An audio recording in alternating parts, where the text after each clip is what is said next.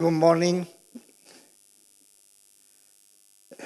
I congratulate you for being here after 2 days of two busy days of the Congress. We will start with the presentation, with the session about other therapeutic approaches. According to the title, this session could seem marginal, but I don't agree.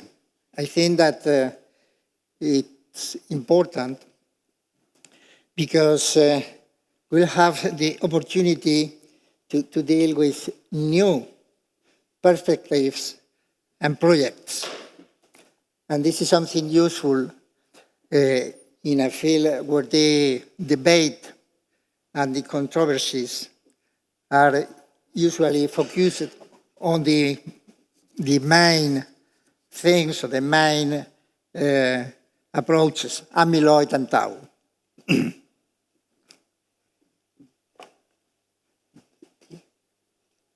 Here.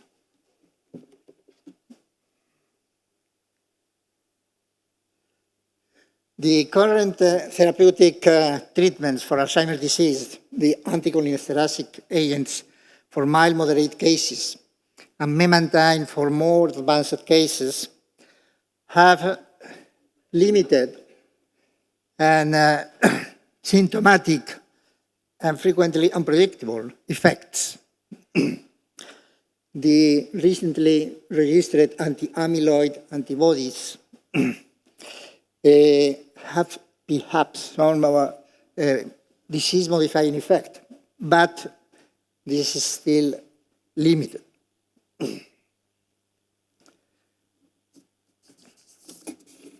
We expect to have in the immediate future some additional pharmacological treatments, tau modulators, inhibitors, new anti-amyloid monoclonal antibodies, more adequate with less side effects. But everybody agrees that these treatments are still rather poor. And there is also an agreement about the needs of combination treatments for the future. This limited efficacy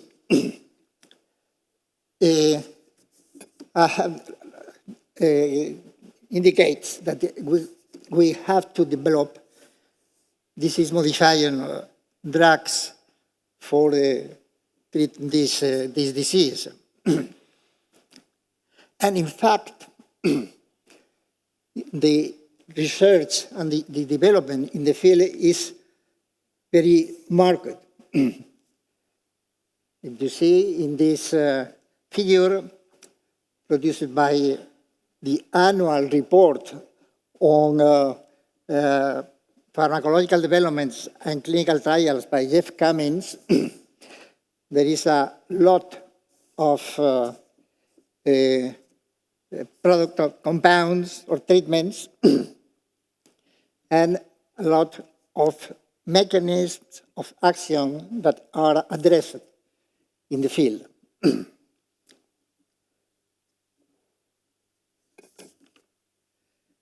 More than 180 trials, more than 130 novel drugs are currently being developed.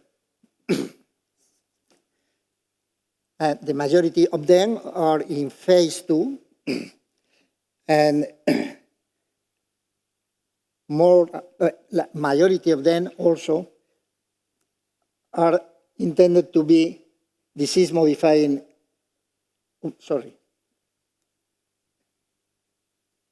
disease-modifying drugs.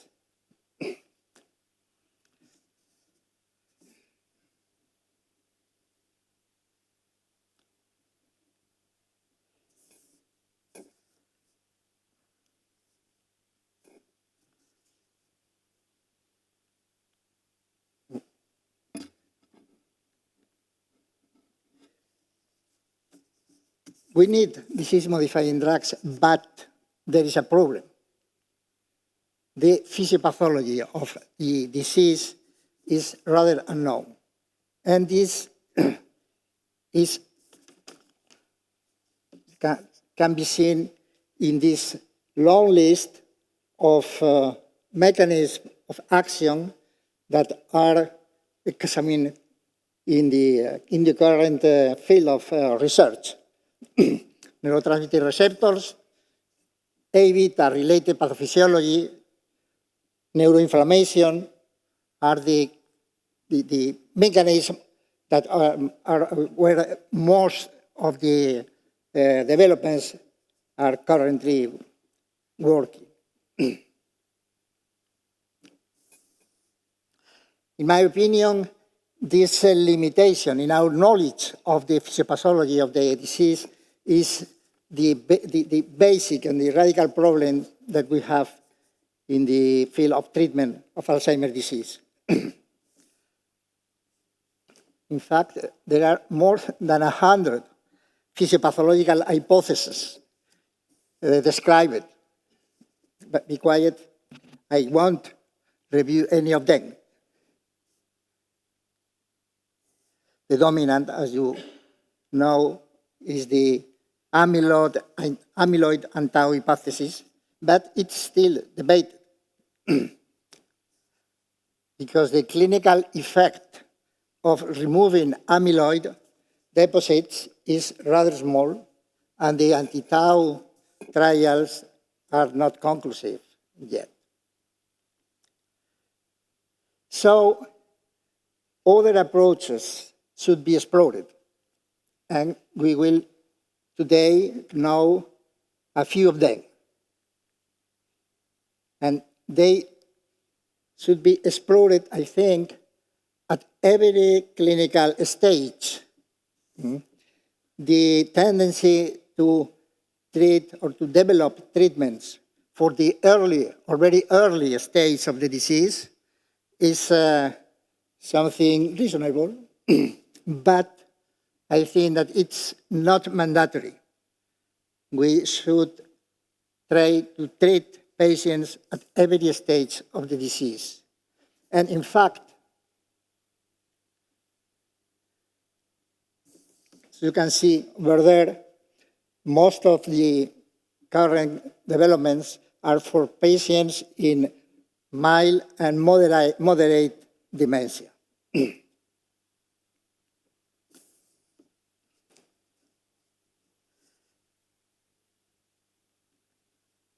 We should explore also other approaches with a well-proved rationale and with traditional small molecules or with advanced biological therapies.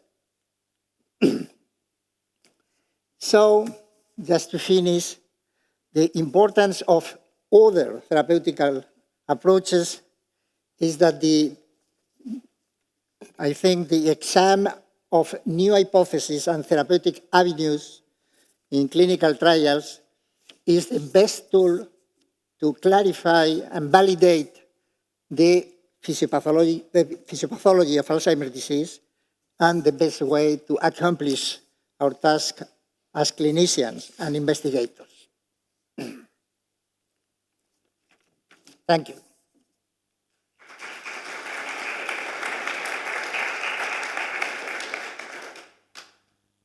We will start the session with the presentation of Dr. Cebolla. He's a pharmacist and molecular biologist that has worked mainly in the foundation and control of several small companies, and he will present a development with a repurposed drug with a specific mechanism of action on the as inhibitor of the secretase for Alzheimer's disease. Dr. Cebolla, please.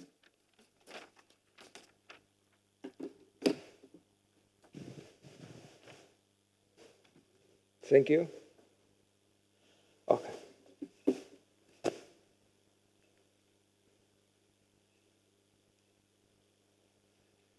Thank you to the organizer for inviting me to present our work in neurodegenerative diseases with this drug, the first in-class drug for neurodegenerative disease. Well, I would like, especially in particular, to thank Teodoro, the brave Teodoro, because inviting me as an outsider in neuroscience.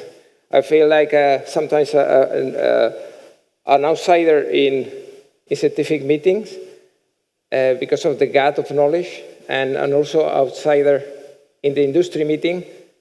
Plenty of people with profit-driven purposes.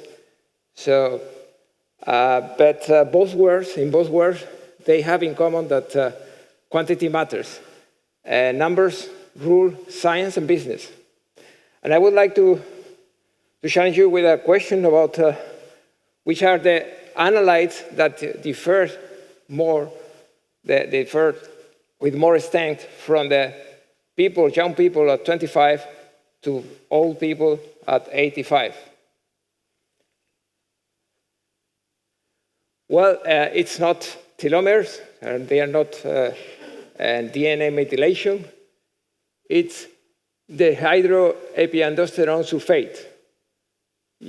At older than 80, the amount of DHAS is 10%. In the podium, you can find also pregnenolone sulfate, with a reduction of 70%, so only 30% in the 80s.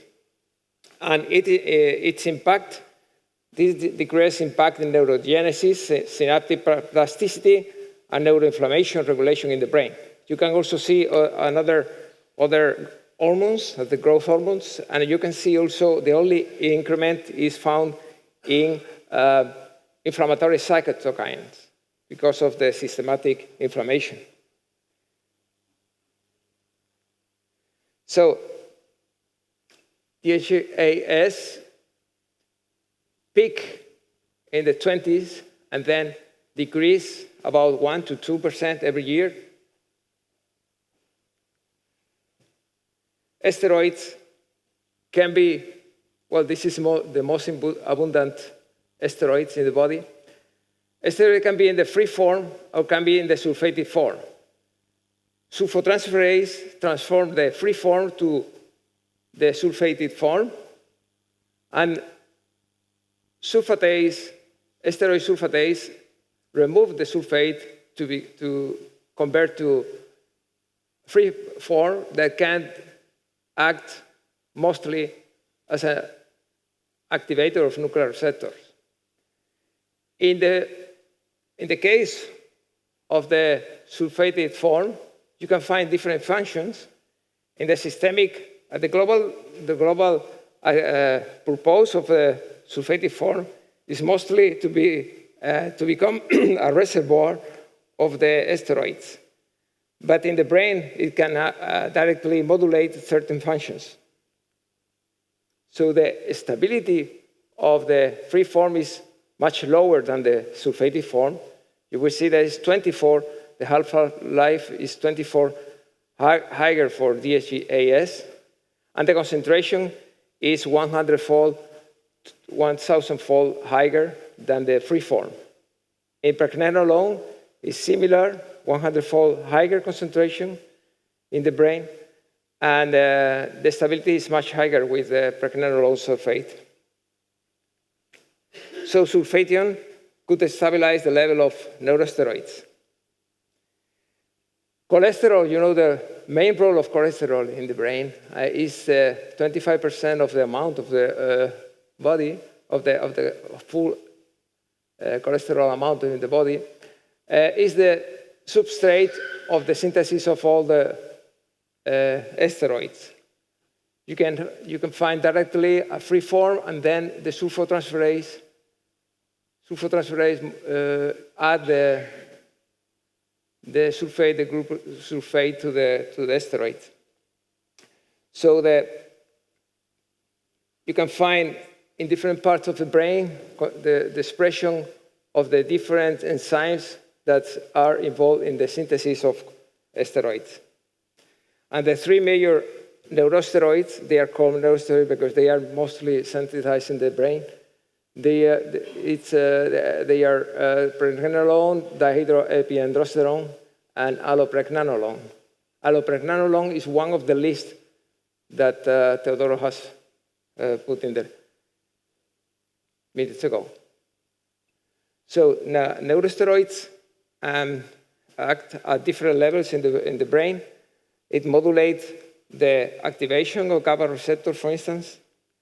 It acts in neural excitability through the GABA receptor mainly. Neuroprotection, exert neuroprotective and neuroexcitatory, antidepressant, and memory-enhancing effects that has been already described in the different papers. And it has anti-inflammatory effect. So you can also find higher level of free form with regard to the sulfated form in the different neurodegenerative diseases, Alzheimer, Parkinson, or multiple sclerosis. In Parkinson, in Alzheimer's disease, you can find a decrease of the amount of certain neurosteroids in different parts of the brain. It has been described in different papers. In the action preventing Alzheimer's disease is apoptosis, prevention of apoptosis, oxidative stress, mitochondrial dysfunction, synaptic loss, and regulation of intracellular survival signaling pathways. So how we reach to this world of neurosteroids? Well, the group of Manuel Muñoz in University Pablo de Olavide find that the mutation in SUL2 gene, this is the gene encoding STS in the C. elegans, has longer life, is span life. Lifespan is significantly higher than the wild type. And inhibition of wild type STS simulates this mutation. Even it works better. The best inhibitor for C. elegans to produce this longevity effect is STX64. This was a drug that was used in 7 different phases, in 7 different clinical studies for hormone-dependent cancer, mostly women, breast cancer. And the safety profile was was acceptable, and also it is very specific and interrupt the STS irreversible. So this group find reduction of STS activity in proteotoxicity in C. elegans, in Parkinson's disease model, producing alpha-synuclein, and they found protection of dopaminergic neurons. They have only 4 or 5 neurons. In Huntington disease model producing a polyglutamine protein, the aggregation was lower in the mutation, in the SUL2 mutation, or with the C. elegans with the STX64. And in Alzheimer's disease model, you can also find protection from the beta amyloid accumulation in this model with STX64 and with the mutant. Not only in C. elegans, it demonstrates this activity in Alzheimer's mice models, and in more than 15 months of age mice, with APP-PS1 model, and they, with a passive avoidance test, and the immunodetection of beta amyloid was decreased in the hippocampus and frontal cortex with the addition of STX64. You see here the effect in memory recovery, and here you see the decrease in aggregation of the beta amyloid. So 1 month treated mice with STX64 are rescued in condition and also attenuates beta amyloid pathology in APPS PS1 mice. Acetylcholine is the main neurotransmitter involved in memory, and we know that after accumulation of proteins, the first deterioration is the cholinergic axons in Lewy body disease and also Alzheimer's disease. And there is a complete loss of cholinergic terminals in advanced phase of the disease. So, as Teodoro mentioned, the only one of the few solutions for Alzheimer patients is inhibitor of acetylcholinesterases, and this is blocking the action of acetylcholinesterases, so the half-life of acetylcholinesterase is higher. But if you don't produce acetylcholine, then you have no effect of this drug. So some of the genes involved in the acetylcholine production and translocation is choline carrier and choline acetyltransferase. So these genes, the promoter of these genes, were fused to fluorescent proteins, and induction of the expression of these genes was observed in C. elegans. You see here the induction and of different strains, different worms, and the vesicular protein. So it can be observed also the product by immunostaining in the rats, in mice, sorry. It could also be observed the induction of the production of SHAT, acetylcholinesterase, choline acetyltransferase. Here you see the induction. The mechanism of action was further explored in rodent studies with rats that were submitted to a scopolamine treatment for acute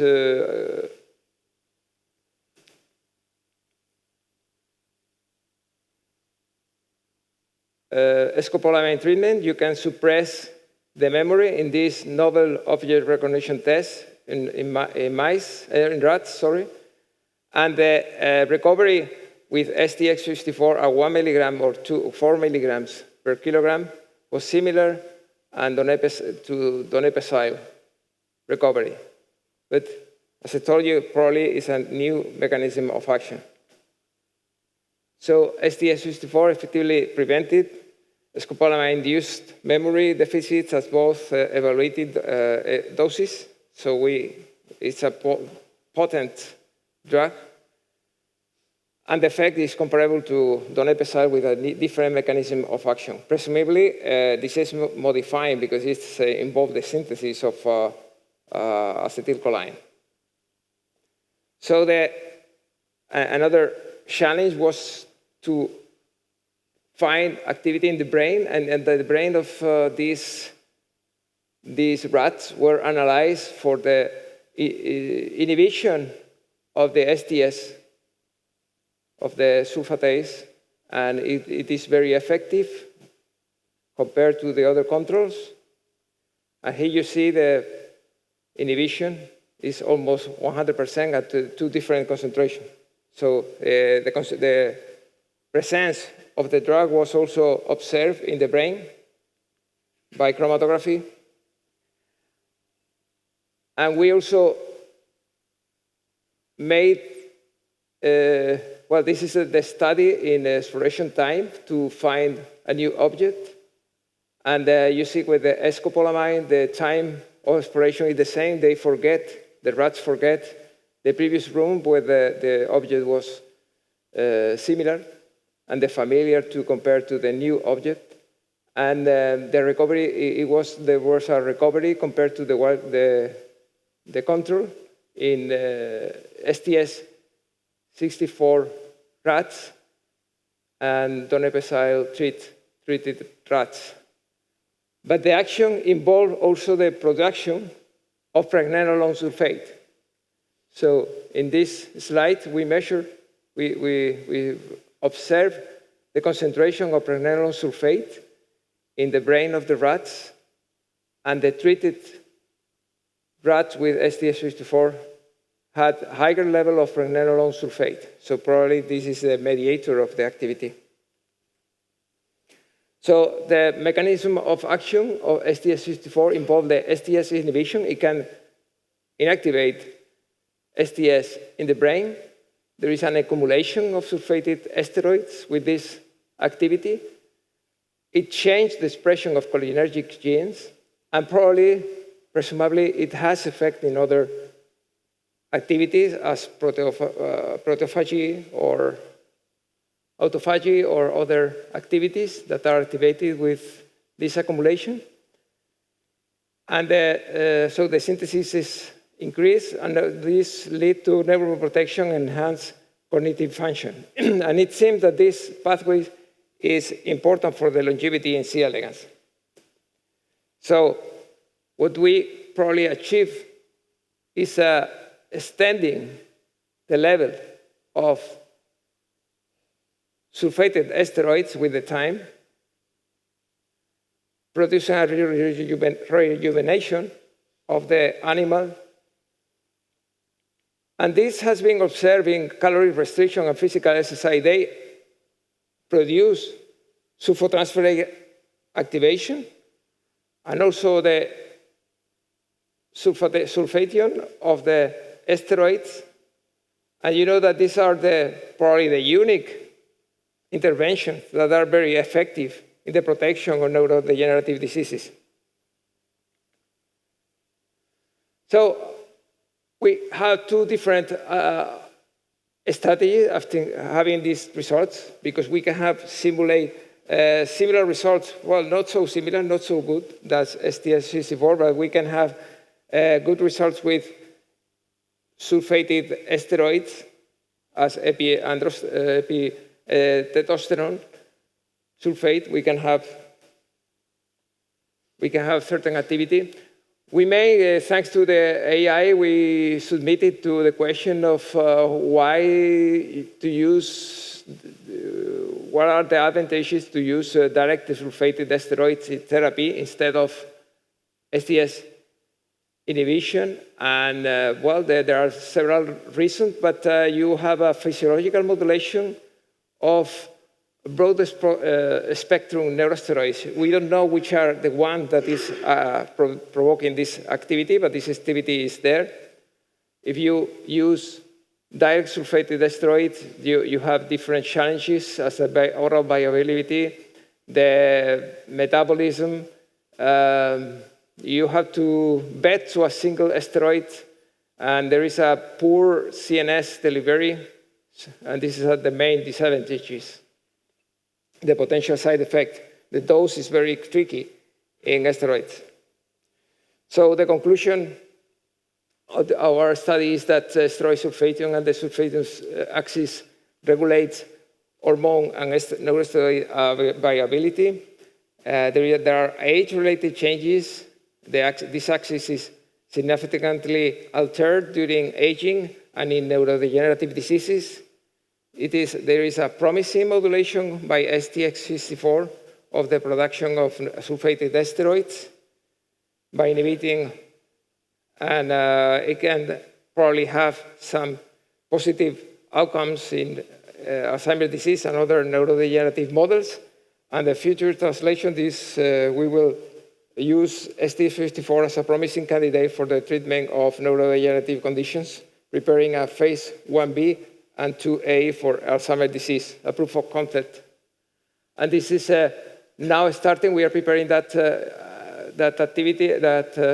activities, and where we are looking for funding for the activity. If you know someone with some millions in the pocket, they are welcome to contact me. And thank you to all the team that have produced the preclinical data. You can contact Viñas Andrés in the poster 51 if you have new questions regarding the study. Thank you very much.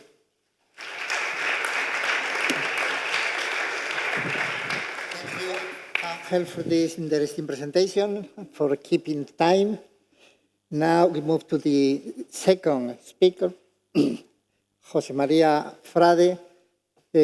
As molecular biologist, he has a long experience during more than 20 years working on different approaches to disclose the enigmas of Alzheimer's disease and other conditions. And he's working in the Cajal Institute in Madrid, and he has developed a new gene therapy for Alzheimer's disease based on their experience on the connection between the cell cycle, the neurogenesis, the cell cycle reentry, and the traploidization of neurons. Please present us your work on E2F4, a new, not new, but interesting transcription factor. Please. Okay. So thank you to the organizers for inviting me to this nice meeting. And so just to present our gene therapy program, which is, as Teodoro mentioned, focus on E2F4. I think that in the past days and this morning, Teodoro has stressed the point that the Alzheimer's disease has a complex etiology. There are many factors involved in the etiology of the disease. We can summarize A beta, phosphotau, proteostasis, cell cycle reentry neurons, vascular alteration, synaptic dysfunction, inflammation, and so on and so forth.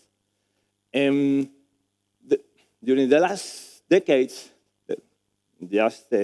many labs in the world and many pharma in the world has tried to tackle this disease through monofactorial ways, just trying to prevent A beta production and accumulation, phosphotau, blah, blah, blah, blah. So I think that the main point is that what we really need is a multifactorial approach that can just touch all the etiopathological factors involved in the disease. And this can be summarized as homeostasis, which is a word that we will talk a lot in this session. So in this talk, I would like just to convince you that E2F4 could be a major player in this homeostasis effect and a good multifactorial target for Alzheimer's disease. E2F4 has been known for decades as a regulator of cell cycle, and it came to my scientific life many years ago because I was working on cell cycle reactivation and creation of neurons with double amount of DNA, the so-called somatic tetraploid neurons that can also be formed during Alzheimer's disease and other neuropathologies. So we found that E2F4 was crucial for these effects. But later on, a few years ago, there came to the literature many papers demonstrated that T2F4 is also involved in homeostasis, in cell and tissue homeostasis. And this transcription factor can have several thousand of genes involved in response to oxidative stress, to DNA damage, to inflammation, and so on. So, and there are also papers on bioinformatics trying to just define which major genes are involved in the networks, the gene networks affected in Alzheimer's disease, and T2F4 came among these growth factors involved in this pathology. So T2F4 is a phosphoprotein. So you can see here, this is the typical pattern that can be modulated because these are just different phosphostates of the molecule. And this protein can be phosphorylated by P38 MAPkinase at a defined conserved motif, the threonines 248 and threonine 250 in human. So since P38 is a kinase, a stress kinase that is activated very early in the development of Alzheimer's disease and as a response to cellular stresses, we thought that maybe T2F4 could be phosphorylated in Alzheimer. And we have proved this in a mouse model. These are homozygous 5+ FAD mice. This is an aggravated phenotype of the classical 5+ FAD mice, which is very convenient for research because at 3 months they already has lost memory, and so you can go fast just with your experiments. So we observed that T2F4, just using an antibody that we produce ourselves in our laboratory, is just phosphorylated in these mice, but not in the wild-type mice. And we also have data on human material from Alberto Rábano. He provided us from the parietal cortex of different Brach stages, and we also found just using a proximity ligation assay as an approximation, because we don't have human antibody for human T2F4, phosphorylated human T2F4. We observed that the T2F4 is there, and there is a connection with phosphothreonine labeling. So, therefore, the hypothesis, the current working hypothesis of our studies, is that under normal situation, T2F4 is just creating an homeostatic state in neurons and in the brain, and under stress situations like Alzheimer's, we don't know if just is beta amyloid or is just tau or whatever, or inflammation. The point is that P38 is activated and phosphorylated T2F4.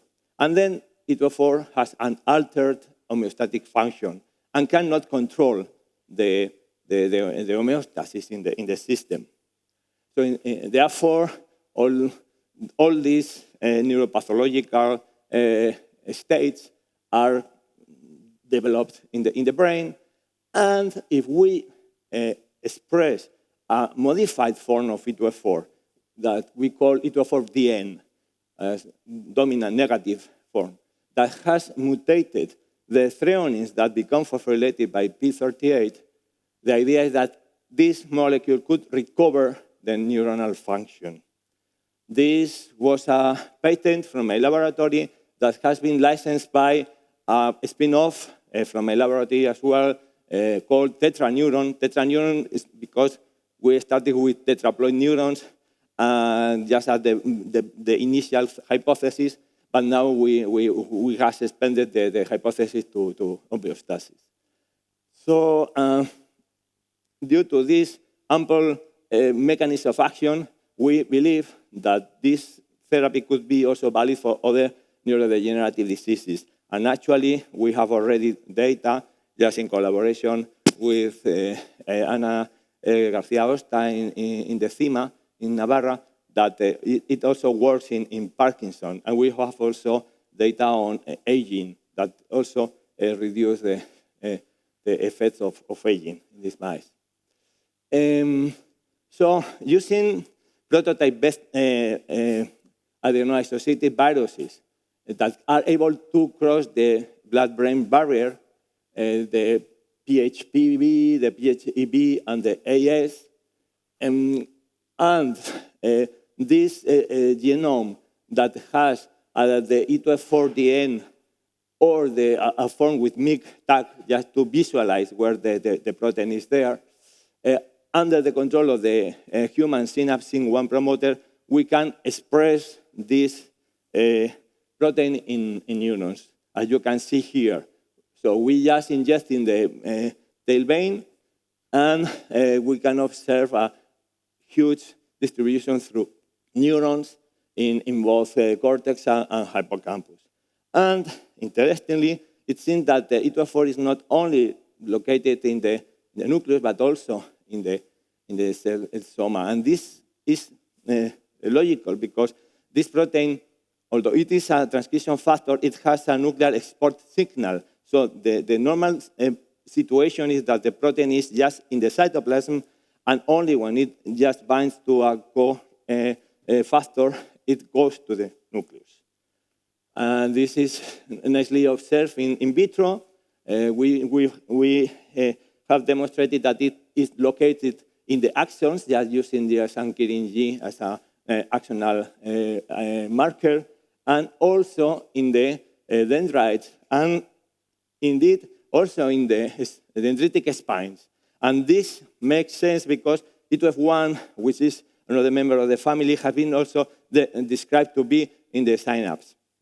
And this has importance because, as I will tell you later, it has a function in synaptic plasticity. So using these vectors, we have found a number of cell-intrinsic effects. One of them is just beta amyloid. This is the classical question everybody asks us just to demonstrate.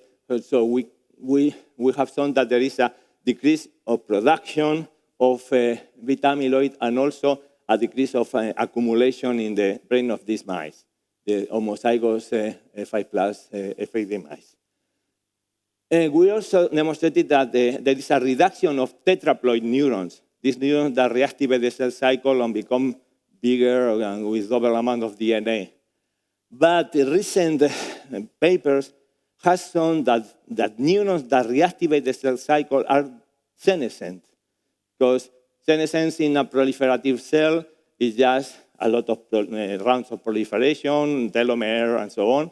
But in the nervous system, senescent neurons are those that reactivate the cell cycle and keep like a tetraploid there. And these cells has also this senescence secretory phenotype that can account for the neuroinflammation that is taking place in the brain. So we reduce this senescence in the brain.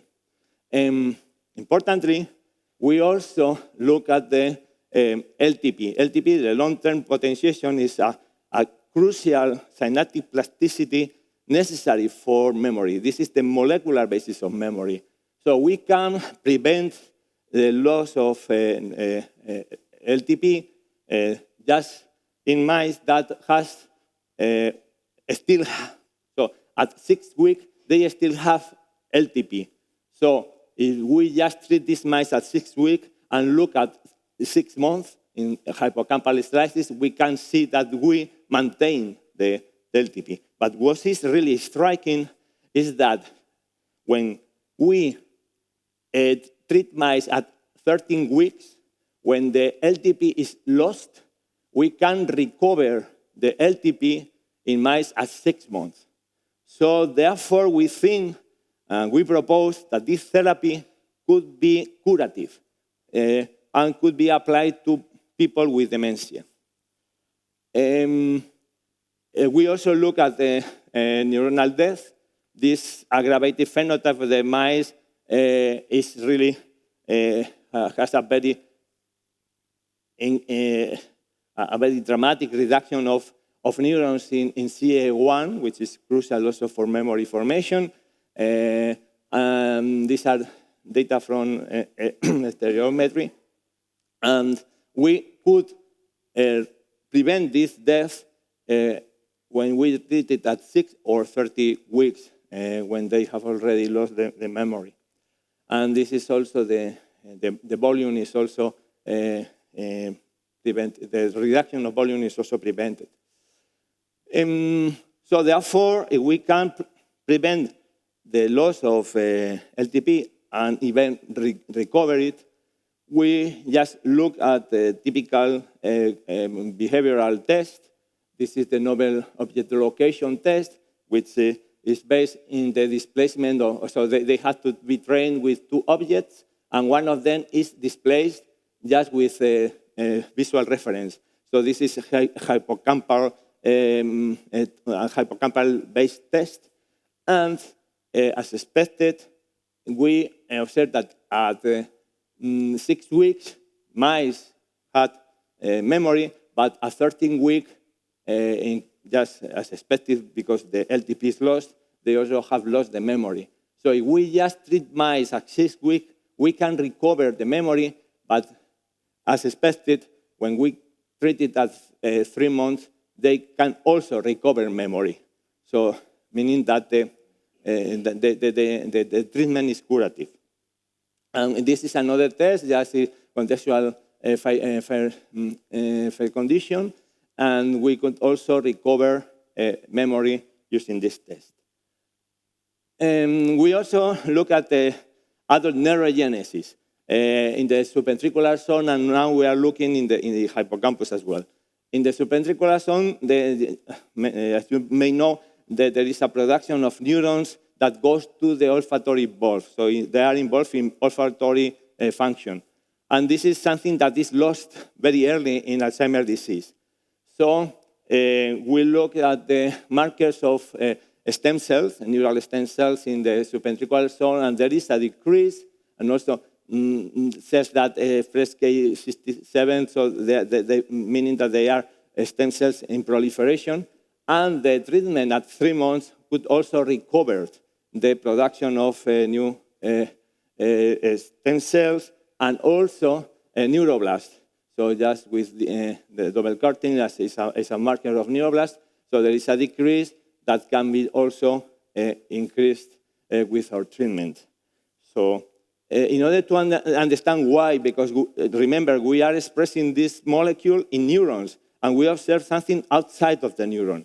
So we perform just in vitro studies. The idea is just, The idea is just to culture neurons, just transduced with E2F4DN versus EGF as a control, and the culture medium, the condition medium, is then added to either wild type or FDA stem cells. So there is a decrease in the capacity of formation of these neurospheres, that is the classical test that is performed, and we can recover this in vitro, meaning that there is some X factor that is released to the medium that tells something to the stem cells that in order to differentiate as neurons. So we have looked at the neurotrophin family, which is an old friend from me because I started in this field, so I'm happy for that. We have looked at BDNF and NT4 that use the same receptor, that is TrkB. So in these in vitro cultures, we observed that there is a significant increase in the expression of the gene just codifying for NT4/5, and there is also a tendency to increase BDNF.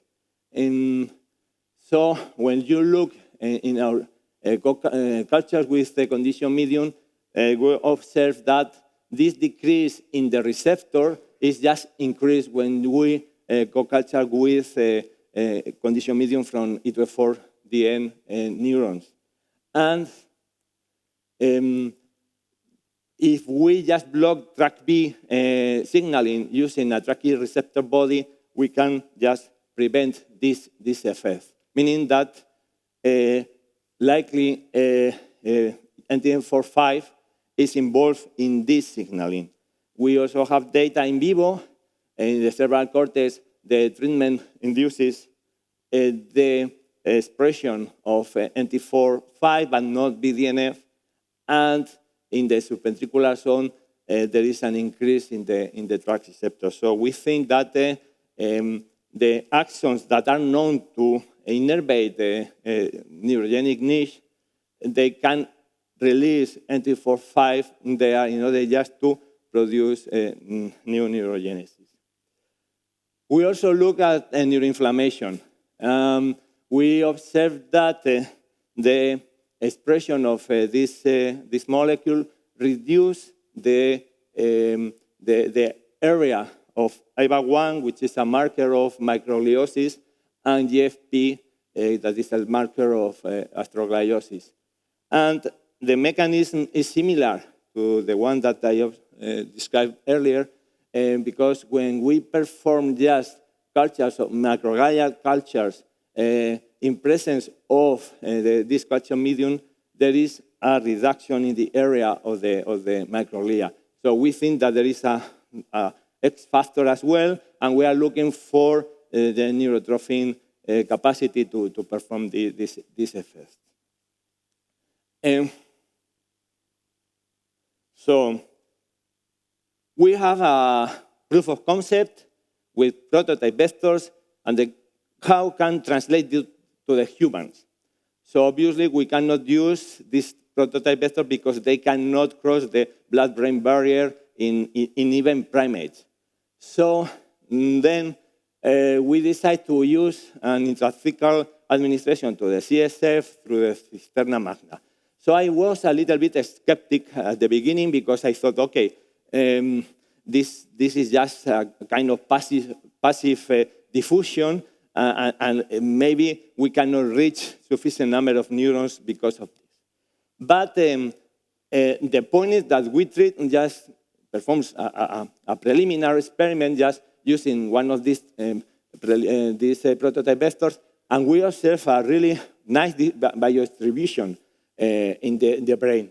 And this now makes sense because of this lymphatic system, because as you may know, there is a mechanism, active mechanism that moves the CSF through the brain parenchyma, and therefore the viruses that are there can also go through the parenchyma. So then we say, okay, we have a nice administration route, and so now we have to decide what vector, just in terms of company, because we cannot use something that is patented. So we decided to use the ABB9, which has lost the patent last year, using the same cassette with the human senescence promoter and the transgene and some regulatory regions. And therefore, we can express it in neurons. But the production of this virus usually is made with plasmids that have to be, they have performed a cell banking, it's very, it's a lot of expensive, and we had a really problem, because when you enter in this field, you are discovering new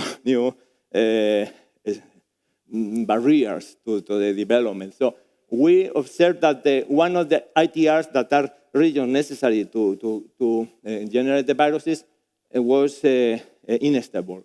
And therefore, it was a really shock.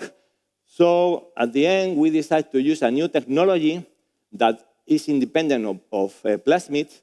It's called doggy bones, or now it's called NADNase. This is something that is not dependent on bacteria, so you don't have endotoxins, which is a real problem as well for the CMC. And this is just in vitro, using the Margarita Salas DNA polymerase, the Phe99 phage polymerase. So you just produce a lot of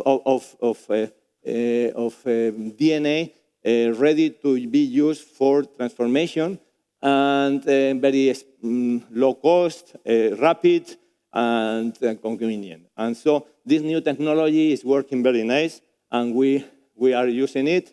So far, we have already produced a 2-liter batch that was used for the mouse study in GLP conditions.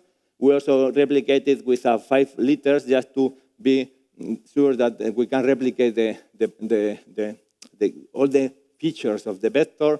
We have also produced 100 liters for the non-human primate study, and now we are going to produce 500 liters for the clinical batch. So, as I told you, we have performed already a study in vivotechnia using the TELIDA is the name of this batch. We call it TED101, is the name, the commercial name of the product. And we used an effective dose that was, we had to perform the potency assay just to compare what we have done with the prototype vectors and decide which is the amount that we need to ingest in the cisterna magna. So we performed a biodistribution, efficacy, and safety study. There was no safety issues in mice with this therapy, and the biodistribution was okay. There was an increase depending on the dose, and the efficacy was also okay, as it was expected. So we performed this novel object location test, and we could recover the capacity even with the lower dose. So we are now performing additional tests in-house just to see whether just reducing the dose is also effective, and this would be convenient because it is cheaper, just the clinical trial, and reduce also the toxicity in humans. We also look at the beta amyloid, and we could also reduce this even with the low dose. So then we moved to Pamplona with Lancy, which is in the audience. He's the best one in the world, I would say. Actually, all the development is in Spain because the virus is produced in San Sebastián. The doggy bones are also from San Sebastián. The clinical trial, the preclinical study with mice were performed in Madrid in vivotechnia, and the non-human primate study in Pamplona. So we decided to start with 2 sentinels monkeys, yeah, because it was 1.5 million. So we decided we had to look at the high dose and middle dose. The middle dose is just the effective dose. So the idea is just to see whether there was some kind of toxicity there before performing just the real study in GLP conditions. So, and there was no problems. Actually, we wanted to keep the mice 6 months, but we start to think, maybe there is no good biodistribution, and therefore this is the reason why the monkeys are so happy. So we decided to kill them at 5 months, and we observed that there was a nice biodistribution. So we said, okay, let's go for the GLP study with a dose that was even higher. Just the maximum amount that the Lancet told us is just 4 ml. So we injected all the stuff. So here we are in the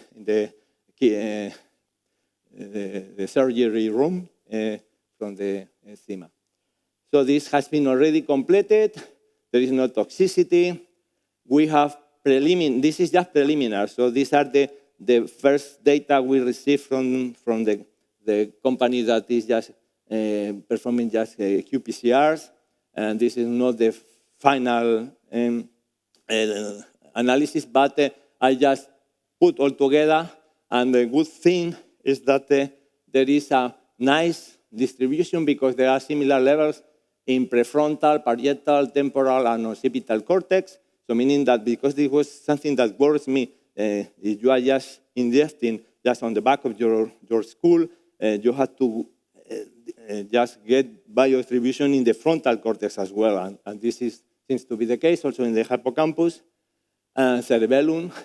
But in inner regions, like the putamen in the striatum, caudate, and thalamus, they are quite low. And now we are performing another study with Lancy just by injecting in the subventricular zone to see whether this could be also better biodistribution for other diseases.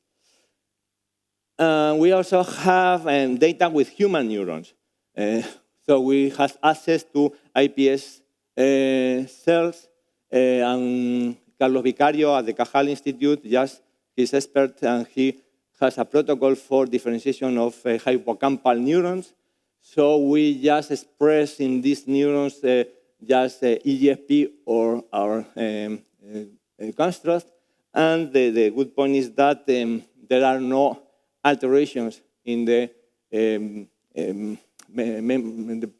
physiological properties of the neurons because the resting membrane potential, membrane resistance, capacitance, the firing threshold is equivalent, and also the spontaneous activity is similar. So this tells us that this should not have side effects on the human treatments. So now, with the help of Álvaro Pascual Leone and George Viventer in Amsterdam Neuroscience, and Teodoro del Ser, who is also a member of our advisory board, we are designing just a phase 1b/2a safety, just to study safety, tolerability, biomarkers, and clinical response evaluation in CDR2 patients, people with dementia in moderate state. And the study will be an adaptive open label ascending dose study to evaluate the safety and tolerability of 2 ascending doses of this TED-101 with 9 patients. So if you want to get details, ask Teodoro, he knows better than me all this. So the idea is just to wait for 12 months and then a long-term observation just for safety for 3 years, I think. Well, just as a summary, E124 is a transcription factor known to have a role in the maintenance of tissue homeostasis, can be phosphorylated by P13 kinase as a conserved threonine motif. A non-phosphorylatable form of E124 carrying the mutation in these threonines can be specifically expressed in neurons using ABB vectors, becoming enriched in the cytoplasm, including axon, dendrites, and dendritic spines. We are now exploring the mechanism of this molecule in synapse and neuronal and synaptic plasticity. Neuronal expression of E124-DN using prototype ABB vectors demonstrate a multifactorial therapeutic effect with curative capacity in homozygous 5+ F8D mice, including reduced A-beta production, accumulation, reduced neural tetraploidy senescence, reduced neural death, prevention and recovery of LTP and memory loss, maintenance of adult neurogenesis, and attenuation of neuroinflammation. Tetraneuron have performed preclinical studies in mice and non-human primates using a therapeutic ABB9 vector administered through the cisterna magna, demonstrating good transgene biodistribution, expected efficacy, and safety. E124-DN expression does not trigger functional alteration in human iPSC-derived neurons, and a clinical trial application is going to be submitted to at the end of this year to test the capacity of gene therapy to cure Alzheimer's disease in patients with moderate dementia. This is the team, the tetraneuron team. We have Ángel Lucio, which comes from the big pharma industry. He's the CEO of the company. Álvaro Pascual Leone is the translational medical science lead. We have an expert in regulatory issues, Mar Municio, who is now working with this dossier for the INS. María Carmen Álvarez is the managing editor, and we have also advisors from the big pharma that are very convenient for our purpose. And this is not only because we also have people from my own group in the Cajal Institute that are here, and they also have participated. Actually, for instance, Ana Lozano, who was just, at this time, she was just with deliver a baby. She is the person who has performed all these other neurogenesis studies. And we have also this collaboration.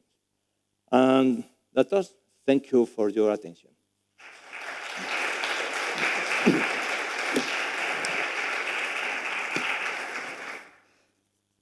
Now our next speaker, Johannes Levin, comes from Germany. He's professor for clinical neurodegeneration at the Department of Neurology at the Ludwig-Maximilians-Universität of Munich, and leader of clinical research center for neurodegenerative diseases, also in Munich. He's working for many years in the molecular pathogenesis of neurodegenerative diseases, in the protein aggregation, biomarker development, and therapy development.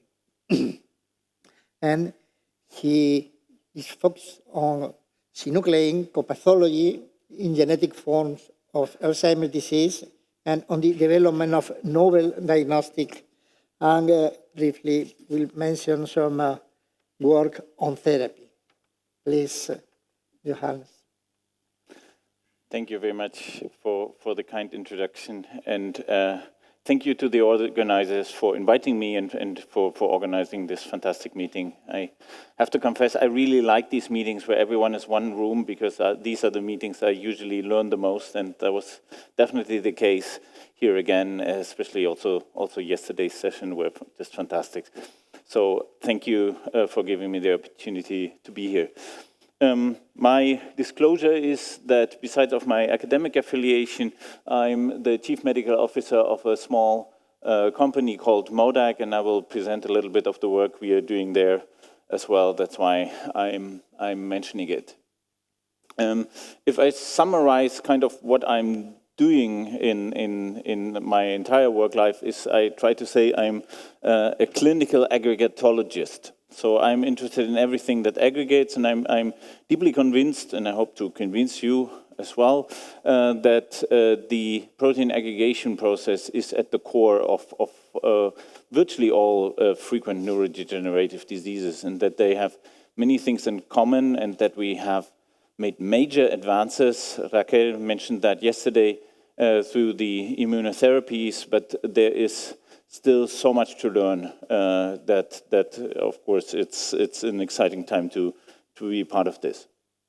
So I want to start off with something I learned early on, because I was kind of scientifically raised by neuropathologists, and I think their thinking is extremely valuable to us clinicians as well. And I think one thing we have to acknowledge and acknowledge further than we did before is that the diseases we treat, if we define them by the neuropathology, which I like to do, are not the diseases we are talking about many times.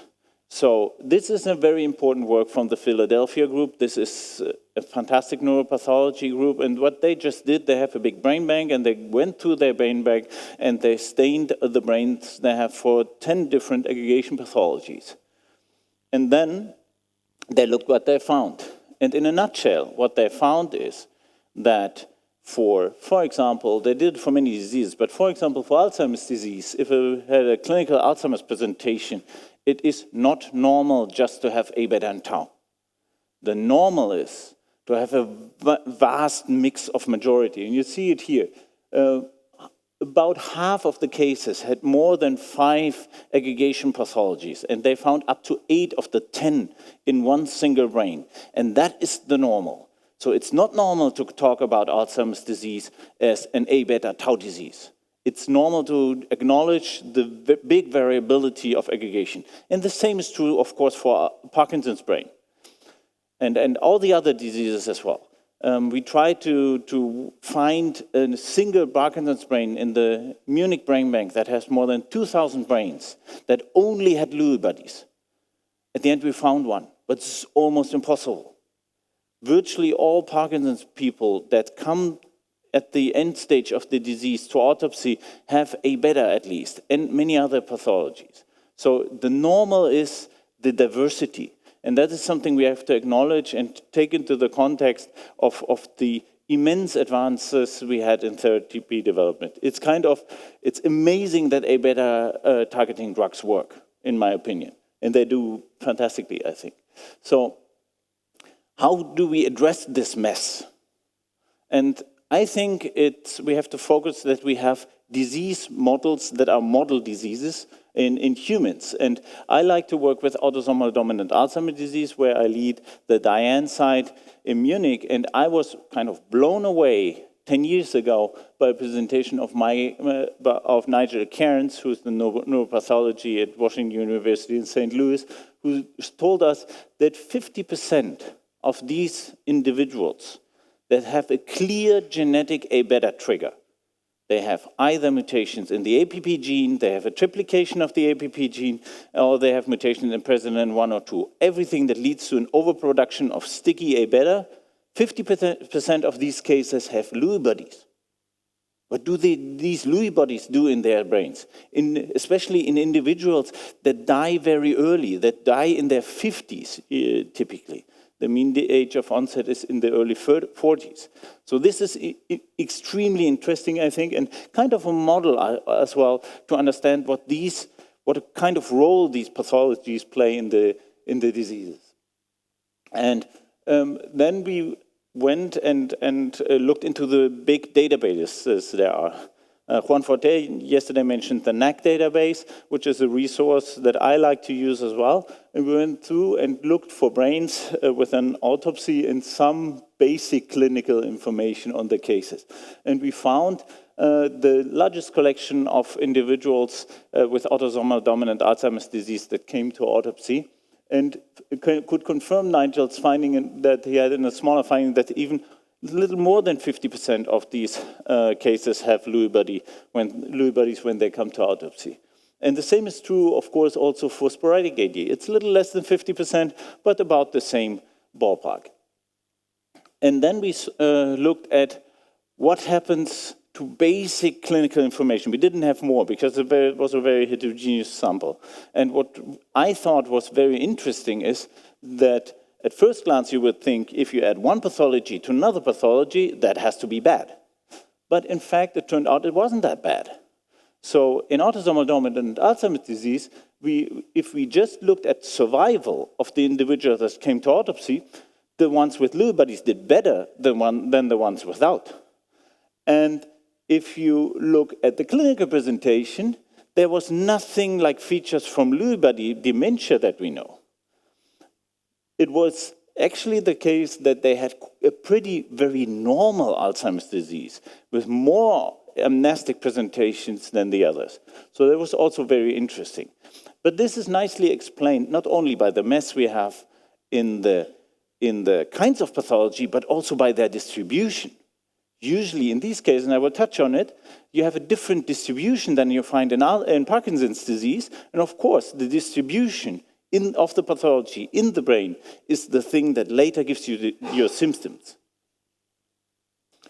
So if we then use the NAC database to look at the same thing in sporadic Alzheimer's disease, and in the NAC database with thousands of cases, we found a similar tendency in sporadic Alzheimer's disease that was even also significant.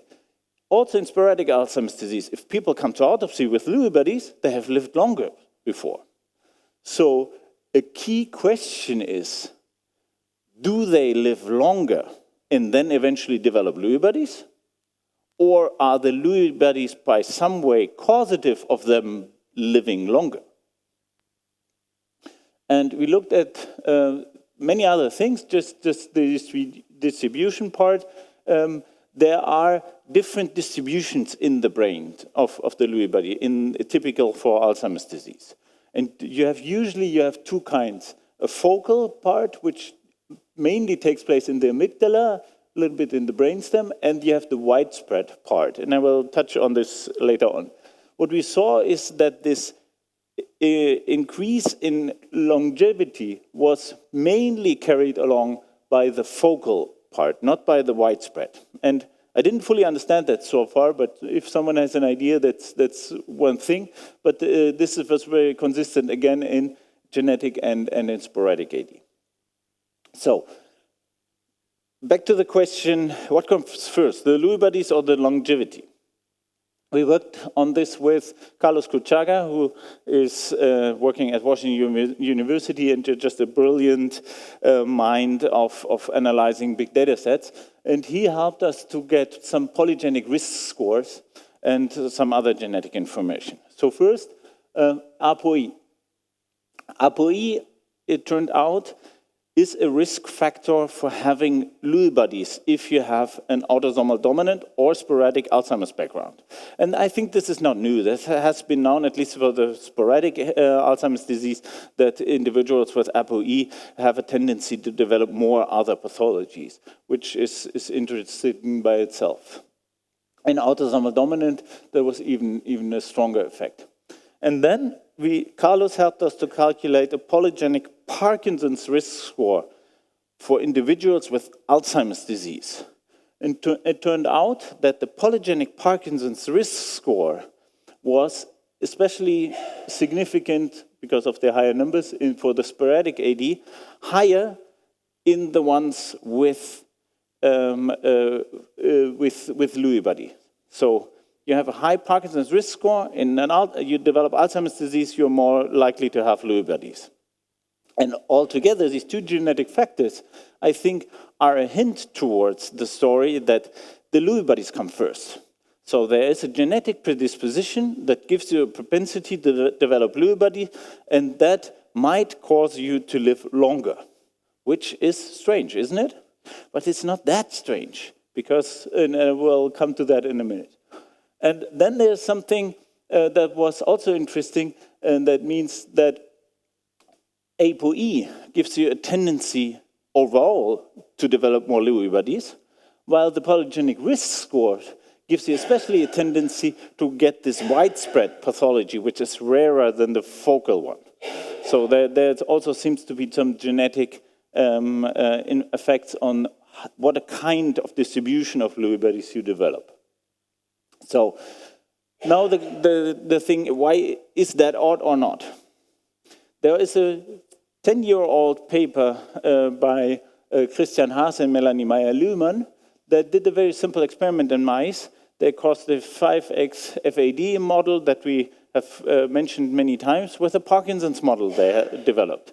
And to their great surprise, they found that the mice with both the overexpression of all the factors did better than the 5X FAD model alone. And that, I think, is another hint towards that it's not that odd to live longer if your Lewy bodies on an Alzheimer's background. If you think about this in theory, in aggregation theory, we know from the prion field, if you look at all these aggregate as strains of different pathologies, if you have an aggressive prion strain and you add on a less aggressive strain, the mix of the two strains is less aggressive than just the aggressive prion strain. So if you look at this on a higher level and say, okay, these are all aggregates that have an influence on each other, this makes sense that people with Lewy bodies might live longer than the ones without. So how can we study this in life? We have worked a little bit, and this is also a collaboration with my academic and non-academic life in MODAC, on a seed amplification assay. We just published this. It's a variant of the well-known assays with our own readout. It's very sensitive, our assay variant, just for the Lewy fold, so we do not detect MSA, which also makes sense because of the energetic properties of the different folds.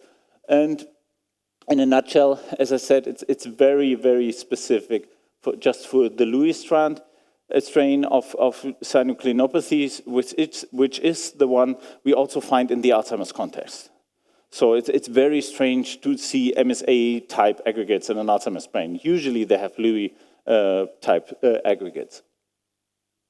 And we made this assay quantitative, which is interesting also for therapy development, and I can't disclose everything we find, but we hope to publish more on this in the not too distant future.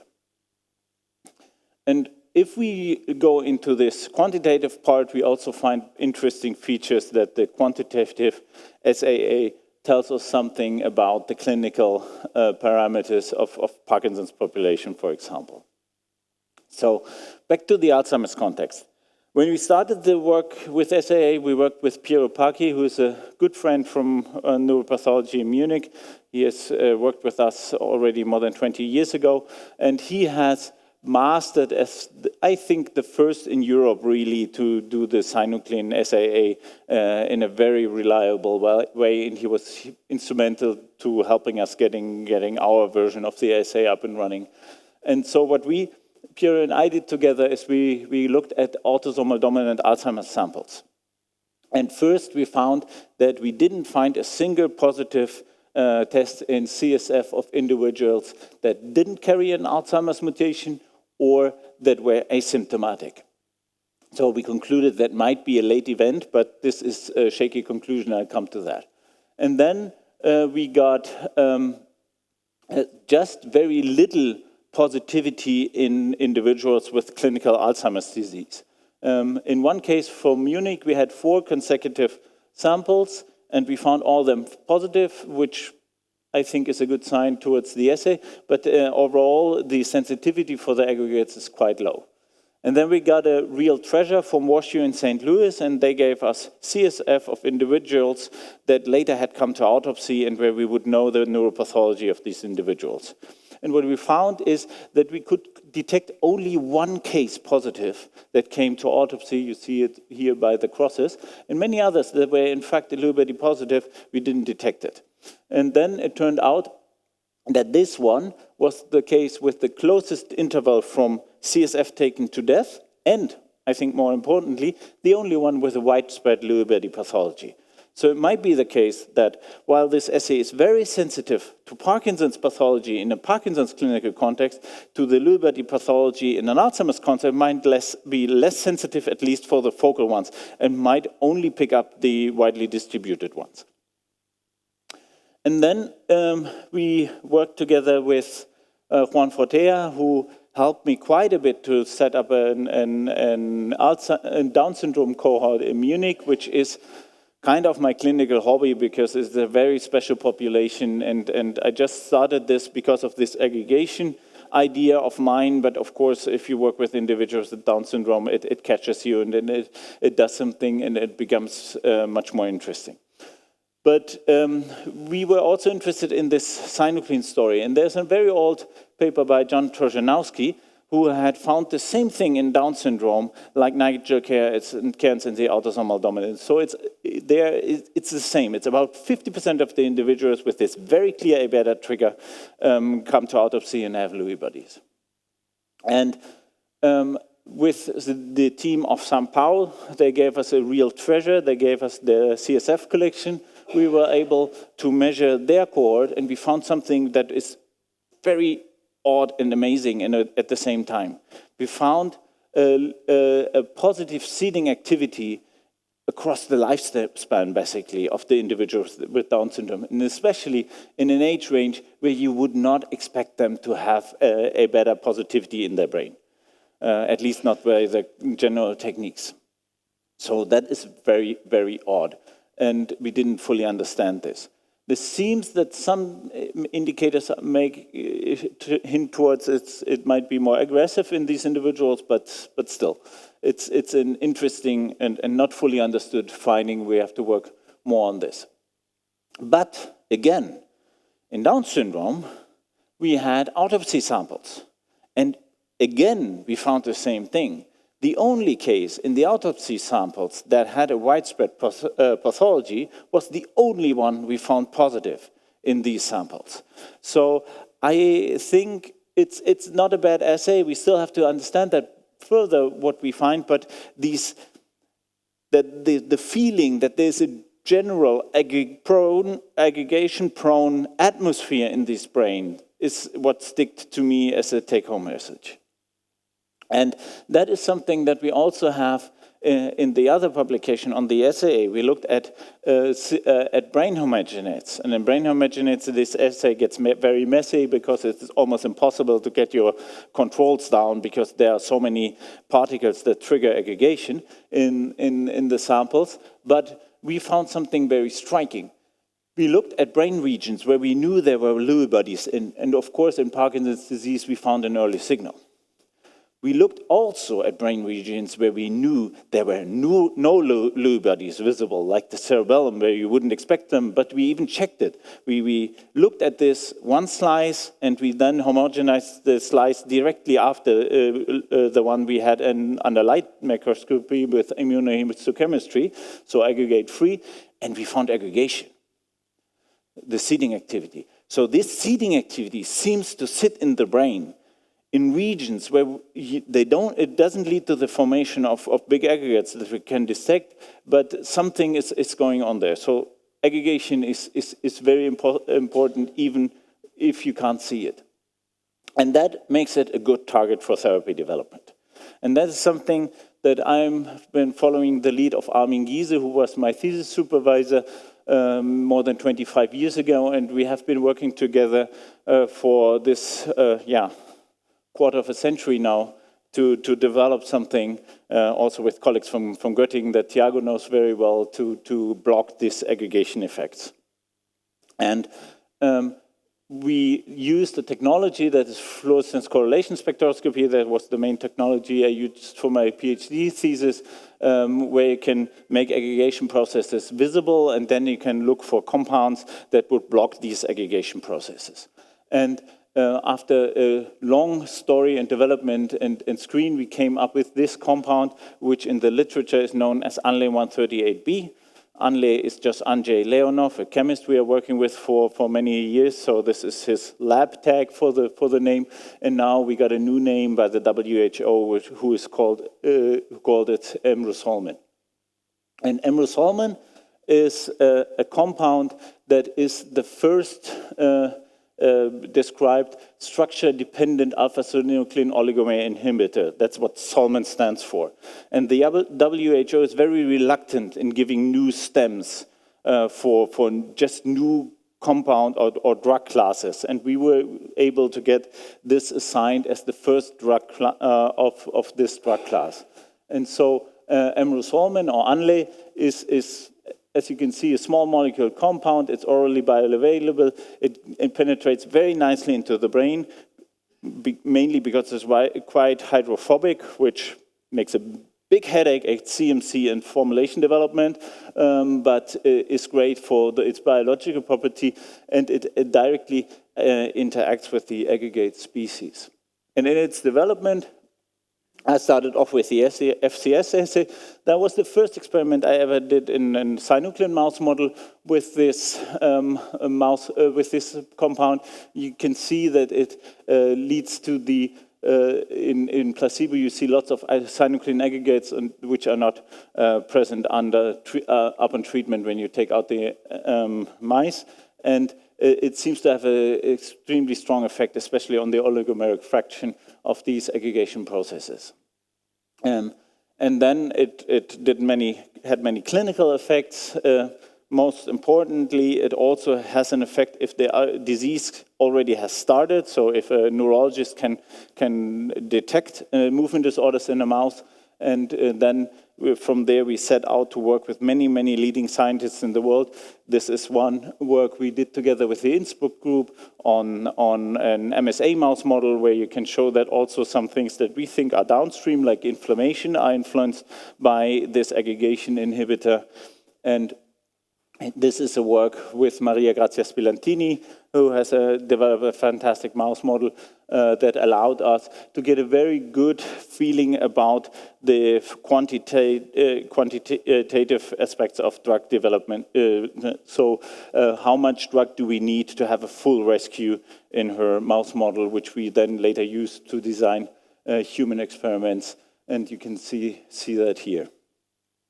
And so our strategy was, in a nutshell, to work with many scientists and develop this drug further, the candidate further. But why do I mention this in the context of this mess in the brain?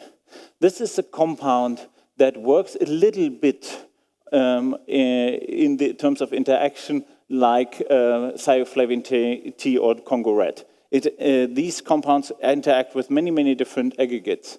And we have, for this molecule, a similar kind of library of interactions with protein aggregates in tau, in A-beta, in prion. And the most important is we even start to understand how it dissolves the aggregates. So it seems to interact with hydrophobic clefts that are formed when the misfolding of the protein aggregates occurred. And then we went into a classical development program with an SAD-MAD that was mentioned before, found it was quite safe, it had a good elimination half-life for drug development with once daily dosing, and that we got into this very good safety profile into exposures in humans that were well above the ones we needed in mouse models for full effects. And then we entered into a development agreement with Teva, and are now conducting a trial that is called Topaz MSA, that is recruiting now worldwide, and amongst other countries in Spain. We have sites in Barcelona, in Sevilla, in Valencia, and in País Vasco. And we hope to see in a cohort with MSA studies if the promise of this aggregation inhibitor really holds true to have also a clinical effect. And just, if I have 2 more minutes, I'll tell you what we did besides that. So we know we have a compound that interacts with pathological aggregates. And that gives you the opportunity to do more with that. And we decided to set up a PET tracer development program. And by changing its PK properties and giving it the possibility for click chemistry, we developed, after quite some steps, this molecule, MODOG-005. And for MODOG-005, we showed that in MSA tissue, it nicely binds to the aggregates. You can see really under microarteriography that you can identify single aggregates with the PET ligand. It has a very high binding density and binding capacity, binding affinity to synuclein aggregates. So it fulfills many criteria for a good PET tracer. And these are first human images where you can see in an MSA patient that there is a nice correlation between the sites that in a DAT scan show more pathology, so less signal, you have slightly more signal, and of course you have the signal in the right spot for MSA patients. And now we have developed this further and into an F18 tracer, which I can't show images right now, but all of that looks quite interesting. And then my final slide is we used this to study both things. So we took an MSA brain slice and we showed, again, I showed you this, we have the blackish tracer binding here, just where in the areas in the white matter where you would expect the MSA aggregates. And then we used self-blocking of the cold compound with the radioactive compound. See, we can nicely block it. And then we used our drug candidate to block it. It had the same effect. So this is a proof that on real human tissue, it also interacts with the aggregates. And with this, I want to close. I always like to build bridges, especially in my collaborators in Spain. I work quite a bit, as I said, with team in Barcelona, but also in Granada, where you have fantastic scientists that solve all my statistical problems I might have in my work. So, and I'm very grateful to be here. Thank you.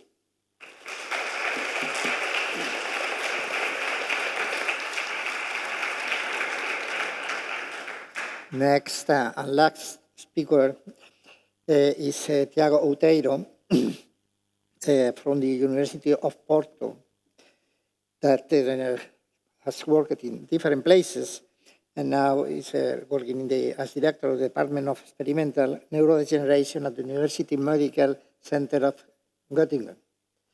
He works on the field of neurodegenerative disease, underlying molecular mechanisms, and is trying to improve the classification of Parkinson's disease to better design and perform clinical trials. Please. Thank you very much for the introduction. It's a great pleasure for me to be here in Spain. As you heard, I'm from Porto. I work in Germany. I'm going to go back to Portugal, and so it's always great to have these opportunities to interact with all of you from Spain, because I'm your small cousin from the left side, and I like to talk about a smaller cousin of Alzheimer's disease, which is, I think, the most the topic that most of you are interested in. And so, of course, I have to thank the organizers, the Foundation, and Pascual and all the team for the invitation, for being here. It's my second time in the meeting. Last year I was in Lisbon, and I really hope that we can have more of these meetings happening also in Portugal to really foster the interactions between the two countries. So I told you I was going to talk about Parkinson's disease, and after Johannes's presentation, I think it's clear why talking about this type of diseases that have alpha-synuclein pathology is also relevant for Alzheimer's disease. I will not go into detail to explain what Parkinson's is. The point is that this is a disease that typically is thought about because of its movement component, and these are the typical symptoms. But Parkinson's is actually much more than just that movement component that we think about. And as we saw for Alzheimer's, and I'll also come back to this, there's many clinical trials ongoing for Parkinson's disease. There have been already many clinical trials completed. And unfortunately, the situation for this type of diseases, which I like to think of as a spectrum, so we have perhaps Alzheimer's disease on one side, and then other diseases making the connection all the way to Parkinson's, where one would think that you have more pure alpha-synuclein pathology, but we know from the work that Johannes mentioned that this is really not the case. We have a lot of mixed pathology, so this is really a spectrum of diseases when we think about the neuropathology. And in Alzheimer's, we also have thousands of clinical trials performed so far, and we all know, we heard this multiple times already in this meeting, that we have limited successes, maybe two molecules that seem to actually have disease-modifying effect that we all want to achieve. But this is a bit frustrating. And for me, as a basic scientist, doing a lot of science in the lab, it has been frustrating to think that we do, as a community, a lot of good science, but then we are not so good at translating this into clinical applications. And it made me think that we need to think about the problem and why we are failing. And we can come up with many explanations for why we might be failing. Maybe the patients we select for the trials are not the right types of patients, or they are more heterogeneous than we think. Maybe the doses of the molecules we try are not ideal. Maybe the targets are not the perfect targets. So there's many reasons, and one could extend the list, I'm sure, if we think about it. But one key point is also that maybe the models we use are not perfect. And we heard this already yesterday from Bart, that they model only what we make them model. And I was having a nice conversation this morning about some hopes for developing better models for Parkinson's disease based on our understanding of the biology that is behind all of this. And this is the key point. So we can come up with all those explanations, but I think one reason why we fail is because we do not fully understand the molecular mechanisms underlying these diseases. We have to accept this. We all have great ideas, and we heard a lot of great science already, but in reality, if we distance ourselves from the problem, we don't really understand what's going on. And inspired by Bart's work and Bart's idea of a cellular phase for Alzheimer's disease, I think we should also think about Parkinson's in the same way. We have a biochemical phase where we have a problem with a protein for reasons we do not fully understand because of influences of lipids or membranes. At some point, it starts to aggregate, and then eventually it starts to cause problems inside the cells. And here we have all the pathogenic mechanisms that many in the field have worked on. And eventually, when cells start to become dysfunctional, then you have the symptoms and eventually the cell death and the overt manifestation of all the symptoms that are typical of the disease. But we have also this problem of definitions. We have a lot of things happening, and we have a disease, or this can be applied also for Alzheimer's and for all of these diseases. These diseases are heterogeneous. So we do not have, in the case of Parkinson's, just one disease that is pure Parkinson's. We have different types of Parkinson's, and we need to understand this because otherwise we will continue to fail because we will apply wrong therapies to the wrong people. And with this in mind, I started working under the umbrella of the Movement Disorder Society with colleagues throughout the world to think about this problem. And we first produced this concept paper to highlight that there is more than one Parkinson's disease, and we identified several layers that we can use in terms of biological information to classify Parkinson's disease. And here you see that one can use genetics, one can use imaging, now biomarkers, and all of this enable us to start to classify the patients we have in front of us. So this is the concept. We think that with our current understanding of biology and the current tools that we have available, we can use this broadly defined biological information to classify patients. And this, of course, starts with pathology, but I want to show you here how complex this is. So we have here on the left a typical Parkinson's disease case where one sees the typical Lewy body and Lewy neurite pathology. Nothing surprising there. But then we have a case here in the middle of someone that during their life, before they died, they never had any symptoms of a movement disorder or Parkinson's disease. And yet, when neuropathologists looked at the brain, they found Lewy pathology. So this is surprising because this tells you that if you have Lewy pathology, you do not necessarily have disease, at least the Parkinson's disease that one would expect. And then here on this right side, you have the brain of someone that had clinically diagnosed Parkinson's disease. They carried a mutation in this gene, LRRK2, which causes familial forms of Parkinson's disease, and also it's one of the strongest risk factors for Parkinson's disease.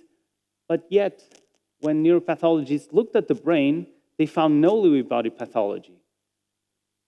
So this is intriguing, and this tells us that you do not need to have those typical Lewy bodies in order to have disease, right? So this creates a big confusion, and I think this is when we really need to integrate all this other information about co-pathologies, and hopefully you will agree with me, we need better tools to look at what's really going on.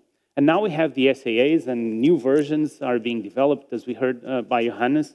But this is a paper that applied some of the current version of this SAA that is available to the largest cohort of Parkinson's patients and controls, the PPMI cohort, and they found that this assay was really good at distinguishing controls from Parkinson's patients and also controls from people at risk of Parkinson's with REM sleep behavior disorder. So now we know that we have a tool that can identify people before they have Parkinson's disease as we define it clinically. We also have imaging, and this is a tool that has been around for a long time.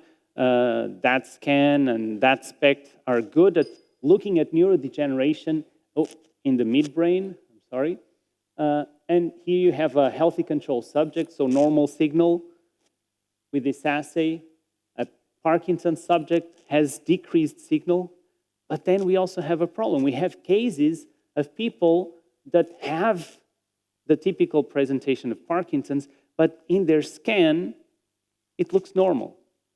So this tells you that this assay is good, but is not specific enough to diagnose Parkinson's. And that's why this is not used alone to just provide a diagnosis, because this loss of signal that you see there in the midbrain is not always present in people that have the clinical manifestation of Parkinson's. But still, it's a useful assay, and there's other imaging techniques that are available and are useful. And then we have genetics. Genetics is today probably the easiest of all of these tools to measure biology. We still don't understand how the environment interacts with genetics, and we know there's additional layers of complexity, the epigenetics, the epitranscriptomics, and we are just beginning to scratch the surface in our understanding of how this all influences risk for Parkinson's disease. And with all of this information in mind, together with Gunther Höglinger from Munich and Tony Lang and other colleagues from around the world, we proposed this classification system that you may have heard about called Synergy.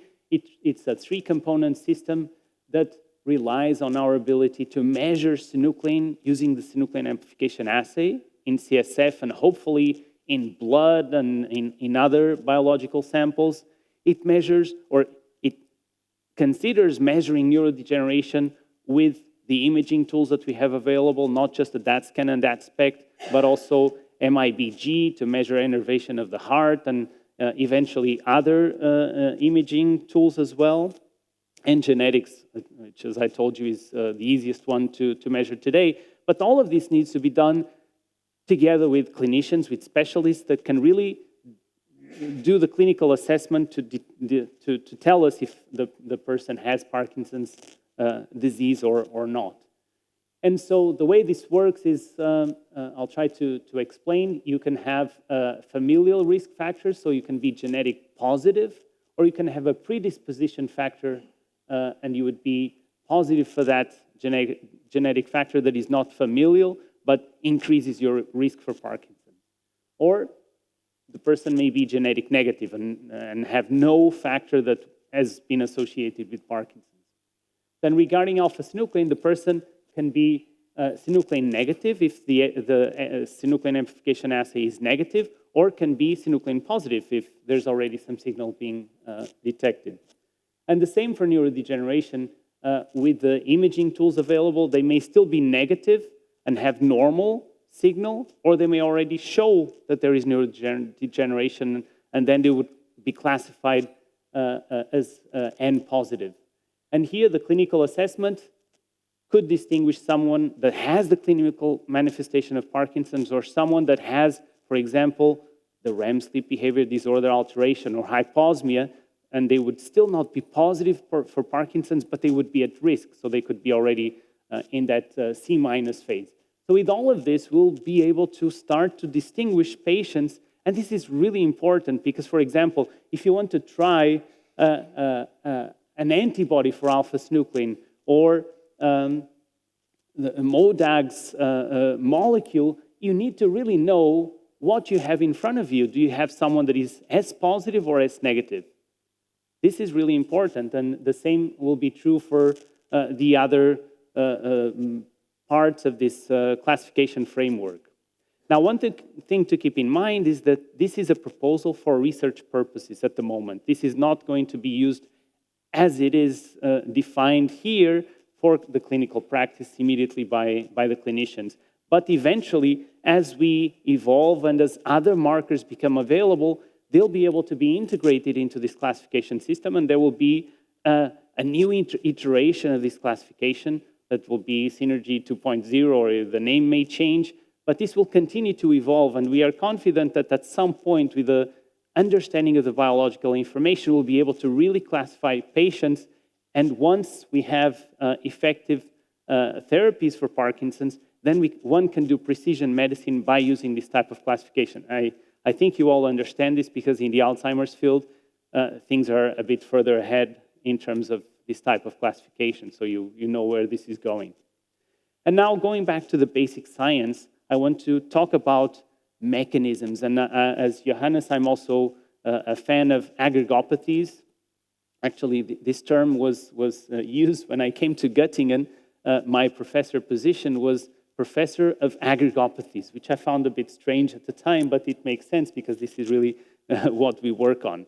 But when we think about pathogenic mechanisms in Parkinson's, we think about alterations in mitochondria due to genetic mutations or due to age-associated alterations. We have oxidative stress, we have impaired mitophagy, we have neuroinflammatory processes that we heard already a lot about yesterday. We have alpha-synuclein aggregation, we have dysfunction of proteostasis network components, autophagy, proteasome. All of these, and probably other mechanisms like the MUM, converge to lead to neurodegeneration, right? So we know a lot about mechanisms. But the problem is that we are not so good at integrating all these mechanisms. And that's why some people are defending the MUM, and some people are defending alpha-synuclein aggregation, and some people are defending the mitochondrial component. But what we need is to distance ourselves from all these little components of the big picture and integrate and understand what's really going on. And I think AI offers us an opportunity here to become better at doing that. That has been a big limitation in the field.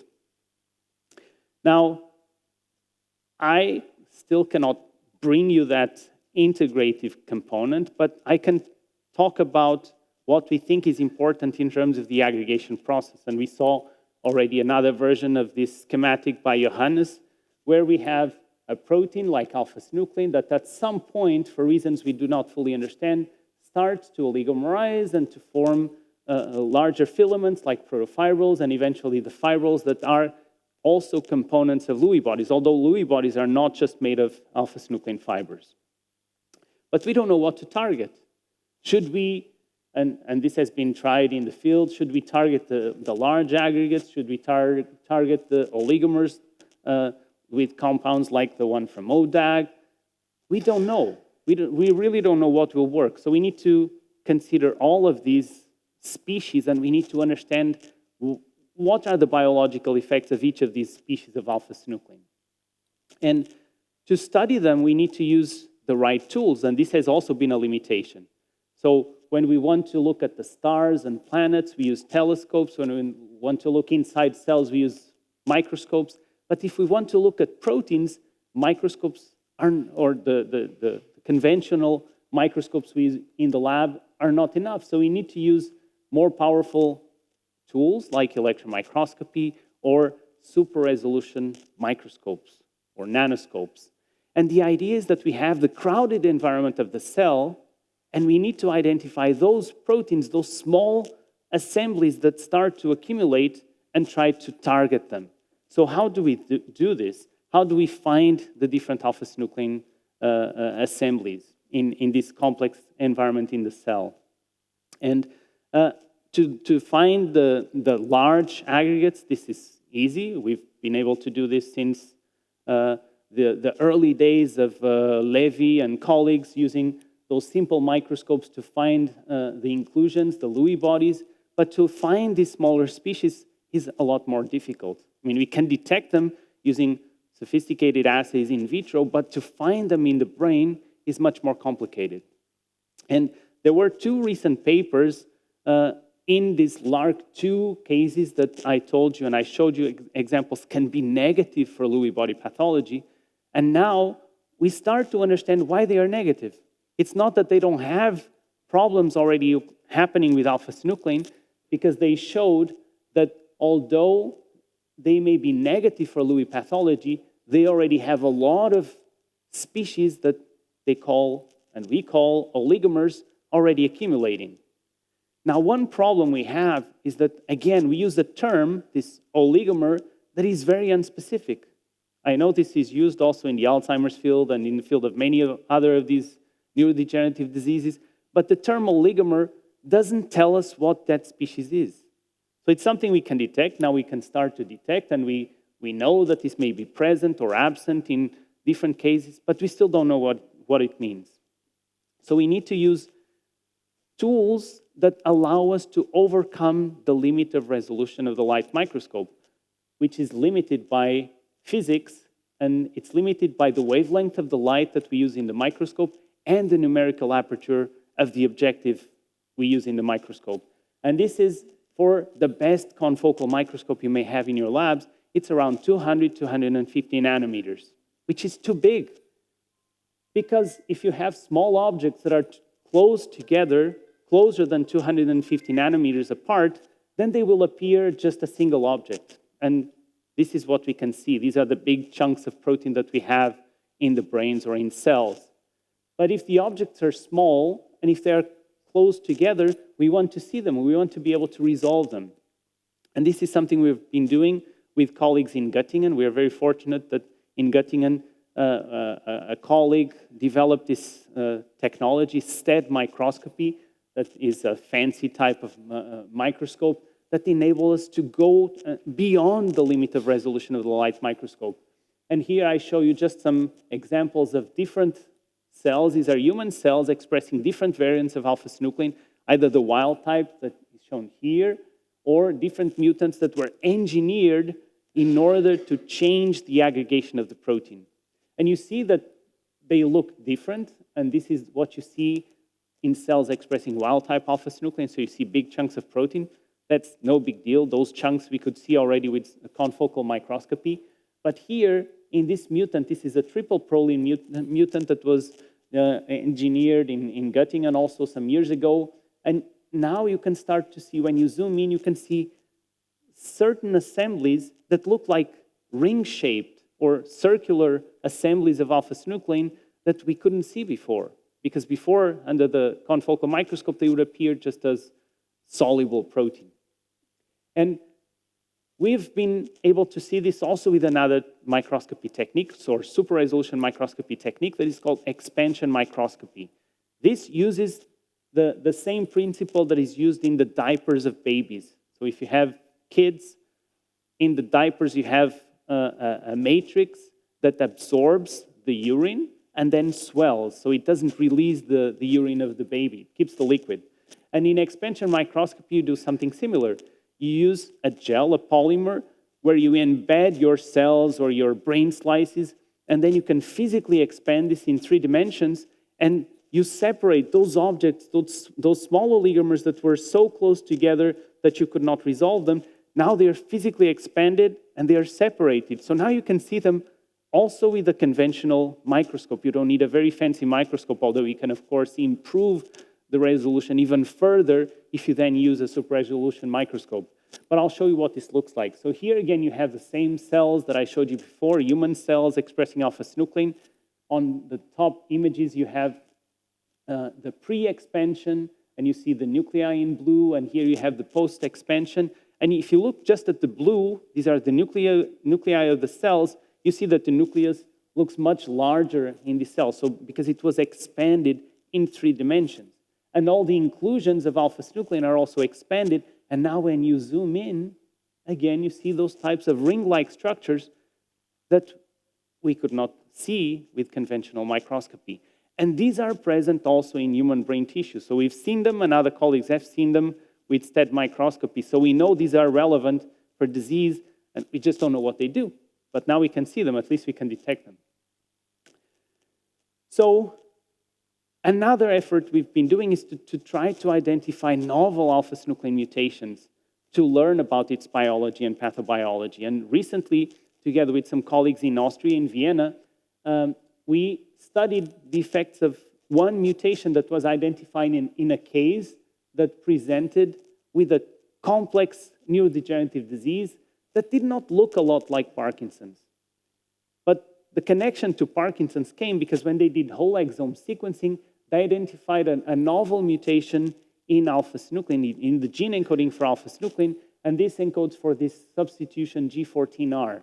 So this was present in the patient, in the father, but not in the mother. So the family is small. We cannot say this is really pathogenic, but it's a novel mutation. And we studied this mutation at the level of neuropathology. And here again, this did not present like typical Parkinson's. And that's why it was even more interesting, because it didn't show typical alpha-synuclein pathology. It was atypical. It was, these were not mature Lewy bodies, but looked more like pale bodies.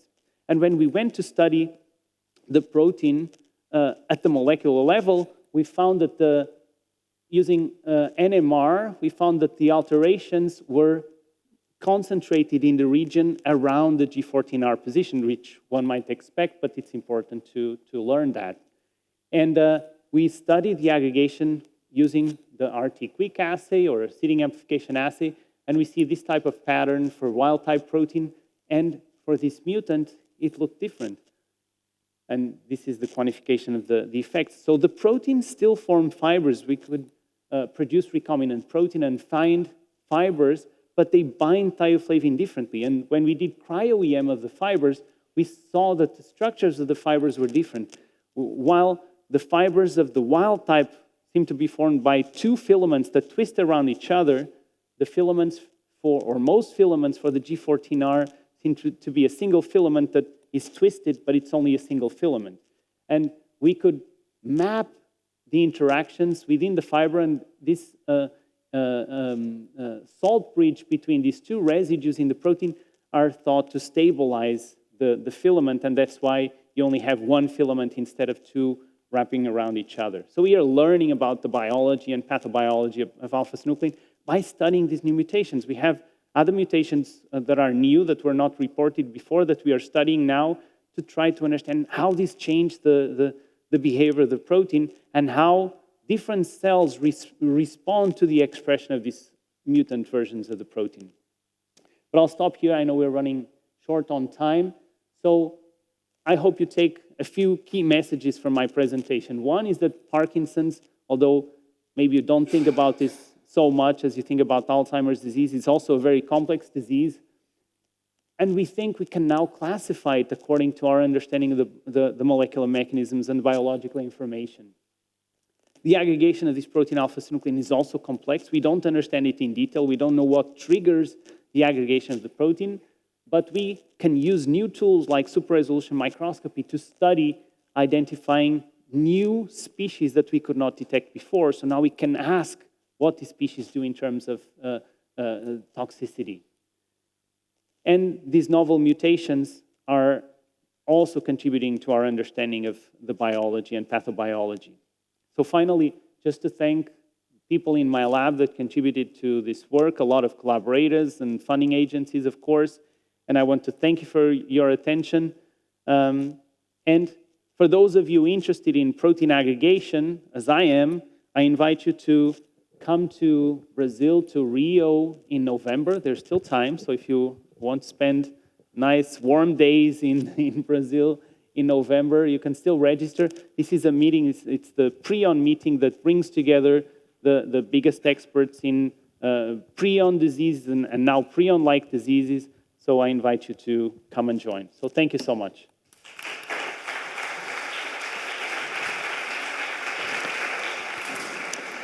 Thank you, all of the speakers, for the beautiful presentations. And now we have time for having some questions for the audience here.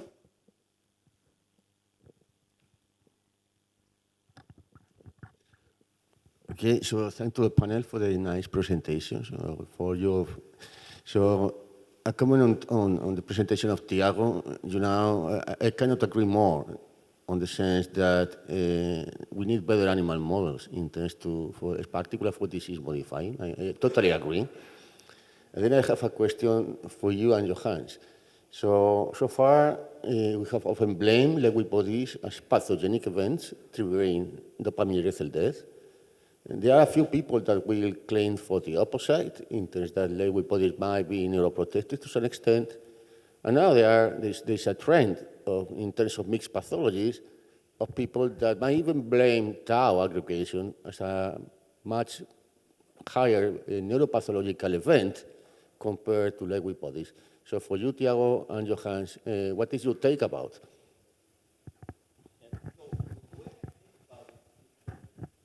There may be multiple ways to trigger the aggregation of these proteins. One way could be, like you're studying neuromelanin. You may need neuromelanin in certain neurons in order for the alpha-synuclein to get to an oxidation state that will lead to its aggregation. In other cases, you may not need that as much. You may have a mutation that triggers the aggregation or changes the post-translation modifications and triggers the aggregation.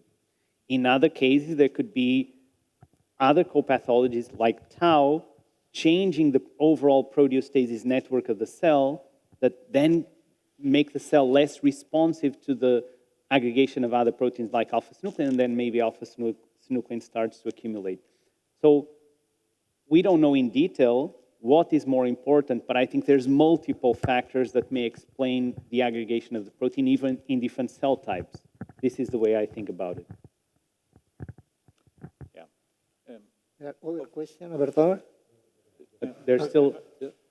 If I may add my grain of salt to this, I think it's the key question in the field, right? What do these aggregates really mean? And I think there are several layers you can look on. First is, it's not normal to have aggregates. It seems not to be a good thing.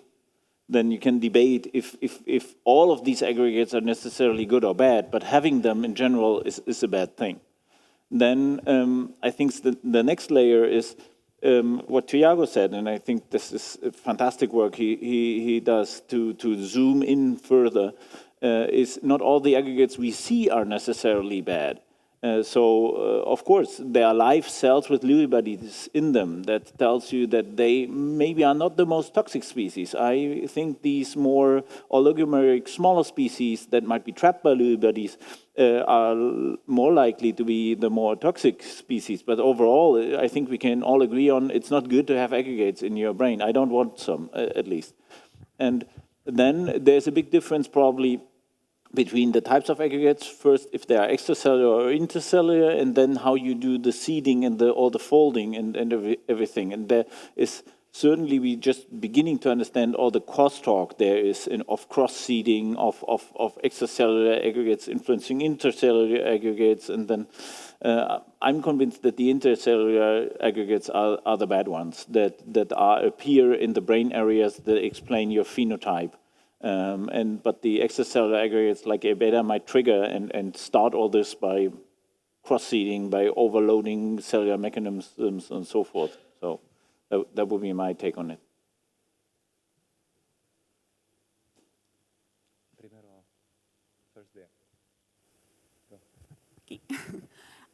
Hello, thank you for your great talks. And my question is for Johannes. So in general, in sporadic neurodegeneration, co-pathologies are associated with worse clinical outcomes. And the question is, have you checked for differences in the region-specific Lewy bodies in this genetic ID that are protective? Are there differences or regarding the Lewy bodies that you can find in sporadic neurodegeneration, regarding conformation, the strain, the molecular background? So we didn't do the neuropathology work. That was done in the big databases. So we didn't zoom into the details. I think we know a few things about Lewy bodies. For example, that brainstem Lewy bodies tend to look a little different than cortical Lewy bodies. So there seem to be some differences. But the information we had was about the distribution. And there was clearly a difference. So if you have a widespread Lewy body pathology, that seems to have the survival at level of not having them. And these focal ones seem the ones that seem to be associated with a longer survival. But How that works and how we get this into a picture where we all know the literature that using the SAA assays, it has been shown that having an SAA positivity in an Alzheimer's context seems to be rather bad.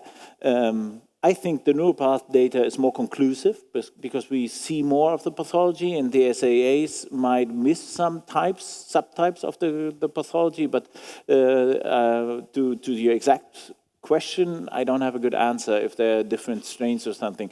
I think there is not much more than the Louis fold and the MSA strain that we know of for now. Tiago just has shown that there might be some differences in the folding, but the overall big strain pockets are MSA fold and Louis fold, and not a big variability in there.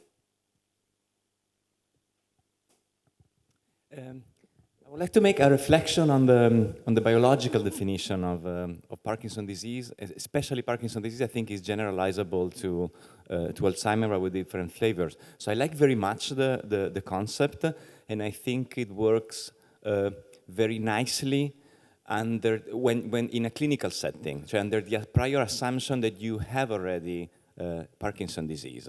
So you do not have a problem with prior probabilities, and all the sensitivity and specificity of the biomarker of the assays work well under that assumption.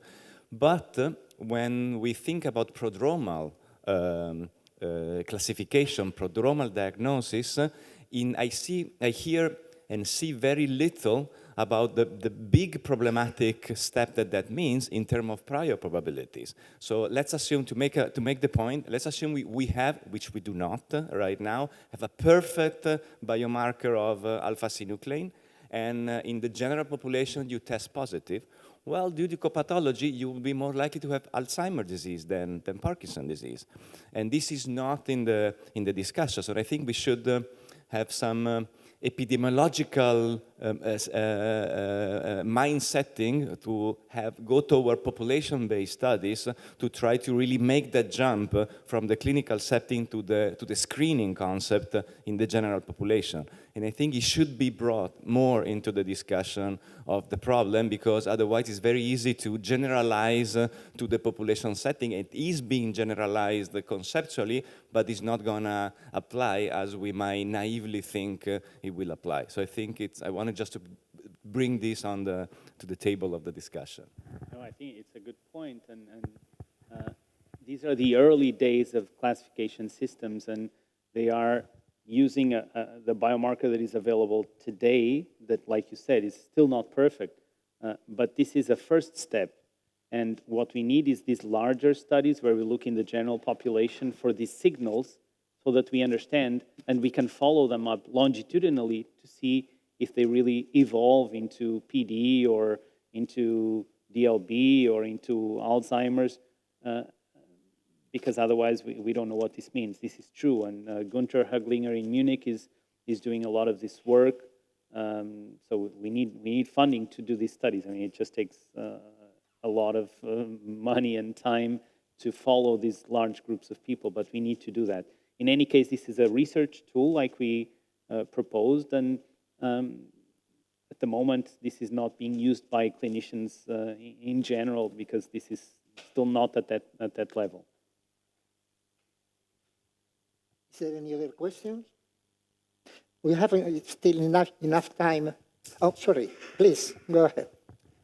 Yes, it's a question about the problem about the interpretation of the spectrum and also of the results about biomarkers. If we determine alpha-synuclein by an ELISA, the people that have mild cognitive impairment due to Lewy body have a very low level. I presume I interpreted this data as related with the oligomeric state of alpha-synuclein, but interestingly, Alzheimer's subjects have very high levels, at least in comparison with controls and also with people with Lewy body. What is your opinion about this fact? Yeah, that's why in our proposal, we did not include measuring alpha-synuclein with the ELISA because of this variability that we still don't understand, that may be related to other copathologies. We propose to use the seeding amplification assay because this is the one that has been more advanced and more robust, even with all the caveats. It's the one that is currently more robust for distinguishing people with Parkinson's, people at risk for Parkinson's, and control. So we don't understand what that means, but it's true that the levels of synuclein and levels of phosphosynuclein alone one would think could be informative, but they are not because of this variability. We don't know what this correlates with. It could be that it correlates with different neuroinflammatory profiles. It could be that it correlates with different co-pathologies, but we do not have all that data to interpret that. Maybe just to add to this, synuclein is a quite abundant protein, and probably there's only a fraction of it aggregated, and maybe of all this aggregated fraction, just a minute fraction is the real interesting part. I think this is also some of the complex things where biophysicists and other basic scientists like you, Tiago, have to help us to understand this, what this aggregation mess in a way means on clinical terms. And the new technologies are really amazing with where we can see the fibrils, how they form and how they look like. Any other question? Over there?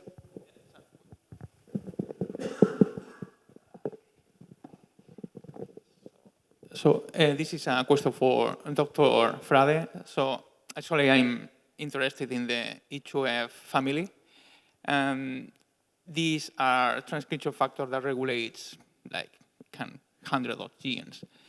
So any modification in these transcription factors can affect multiple pathways. So, and I guess that the modification in this HOF4 may be different between cell types. Do you think that your beneficial effect can be different in other cell types, or how you test that, or how you test the transcriptome of modifying the HOF1, HOF4, sorry, in these cells? Yeah, you are right. We have not tested in other cell types, but the mutation is not in a critical, the structure of the transcription factor has a DNA binding domain and a dimerization domain, and then the transactivation domain at the C-terminus. Our domain, we call it the regulation domain, regulatory domain. That is in between the both regions. And this may be really crucial, not just for transcription factor activity, but for the interaction with many, many other proteins. So there is a seminal paper by the SAGE group. They demonstrate that HOF4 can interact with hundreds of proteins, cytoplasmic proteins, synaptic proteins as well. So HOF4 is not just a transcription factor. This is part of the story. So HOF4 is a protein that is in the cytoplasm that can interact with many, many different proteins and somehow can control this homeostasis that I propose. Whether this works also in other cells is something just we should test. But we initially focus only in neurons. This is the reason why we express it in using this synapse one promoter. So, but this is true. So this can make some kind of different outcomes depending on the cell type.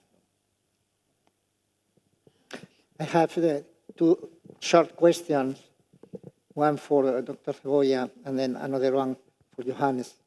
The question for Dr. Cebolla is, there is any relationship between the inhibition of secretases and the main hypothesis that is always in our background of the amyloid, tau, continuum hypothesis, or is some collateral? Well, I think that the mechanism of action of our drug is increasing in general, sulfated steroids, and this has a general activity, probably in autophagy. So autophagy is affecting maybe all kinds of aggregates. So it has a general activity with beta amyloid aggregation, and probably it will not be surprised that we can have also activity also in alpha-synuclein aggregates and any other. So the specific mechanism of action and the pathway that is activating is not known yet. My question for Johannes. In fact, I have two different questions.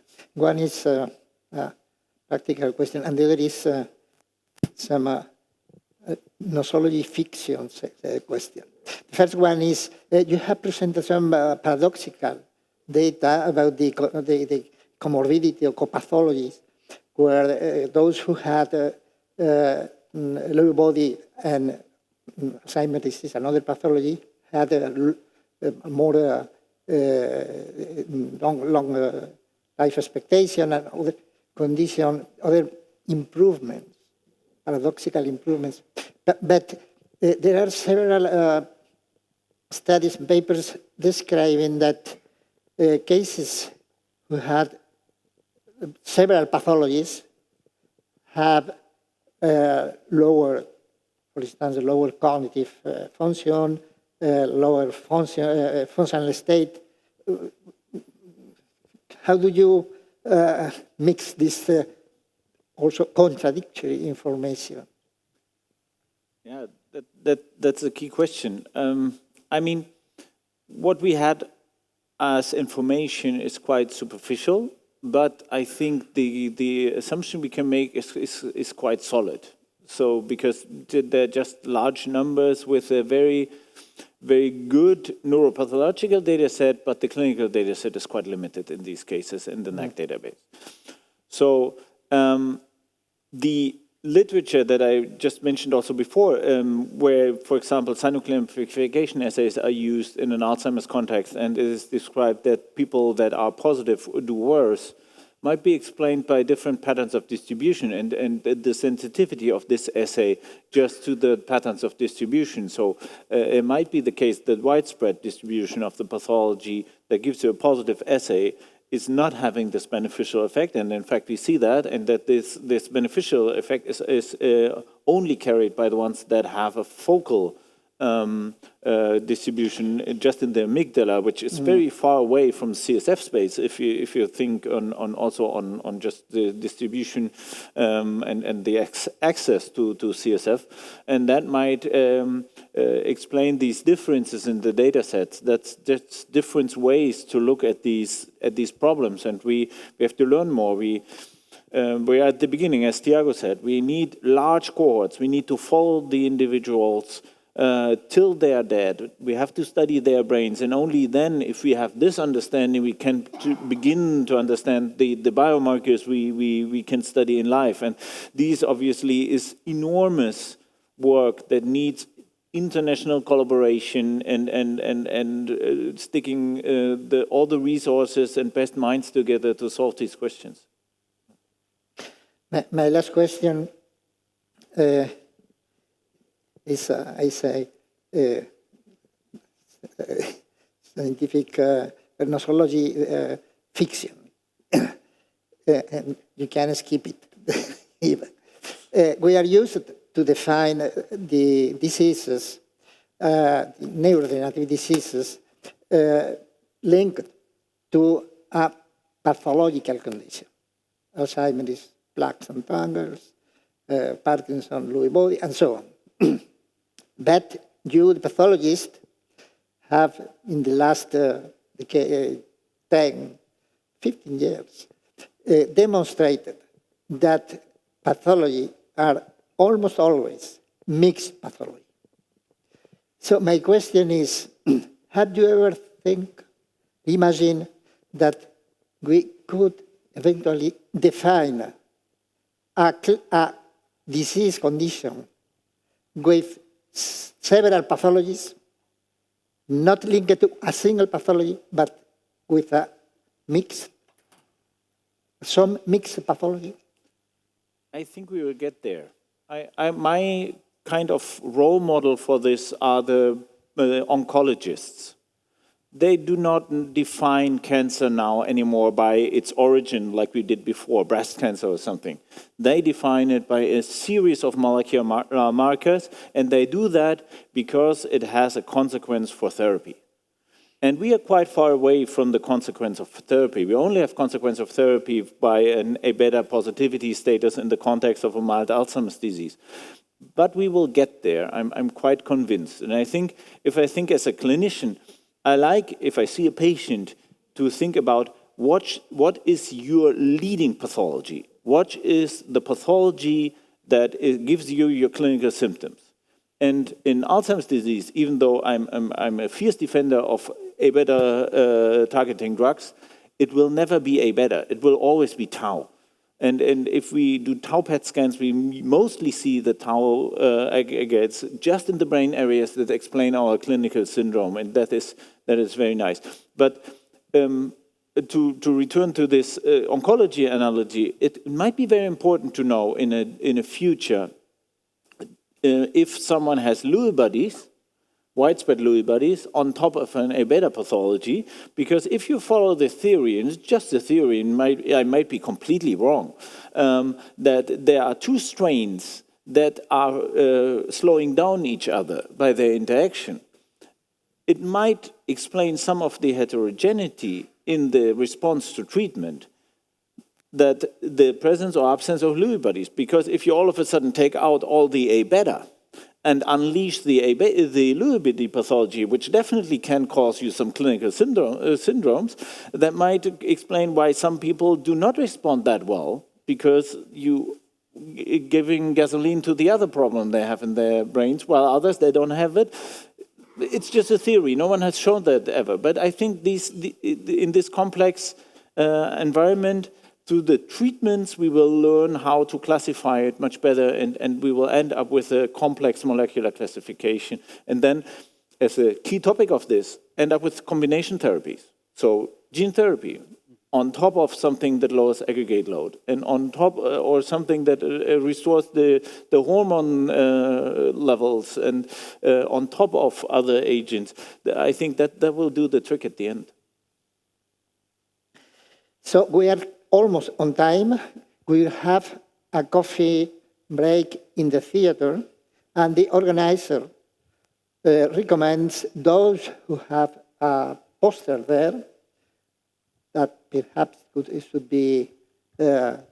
should take the poster, because we won't be anymore at the theater after this coffee break. We should be here at 11:55. Thank you all of you for your interest and attention.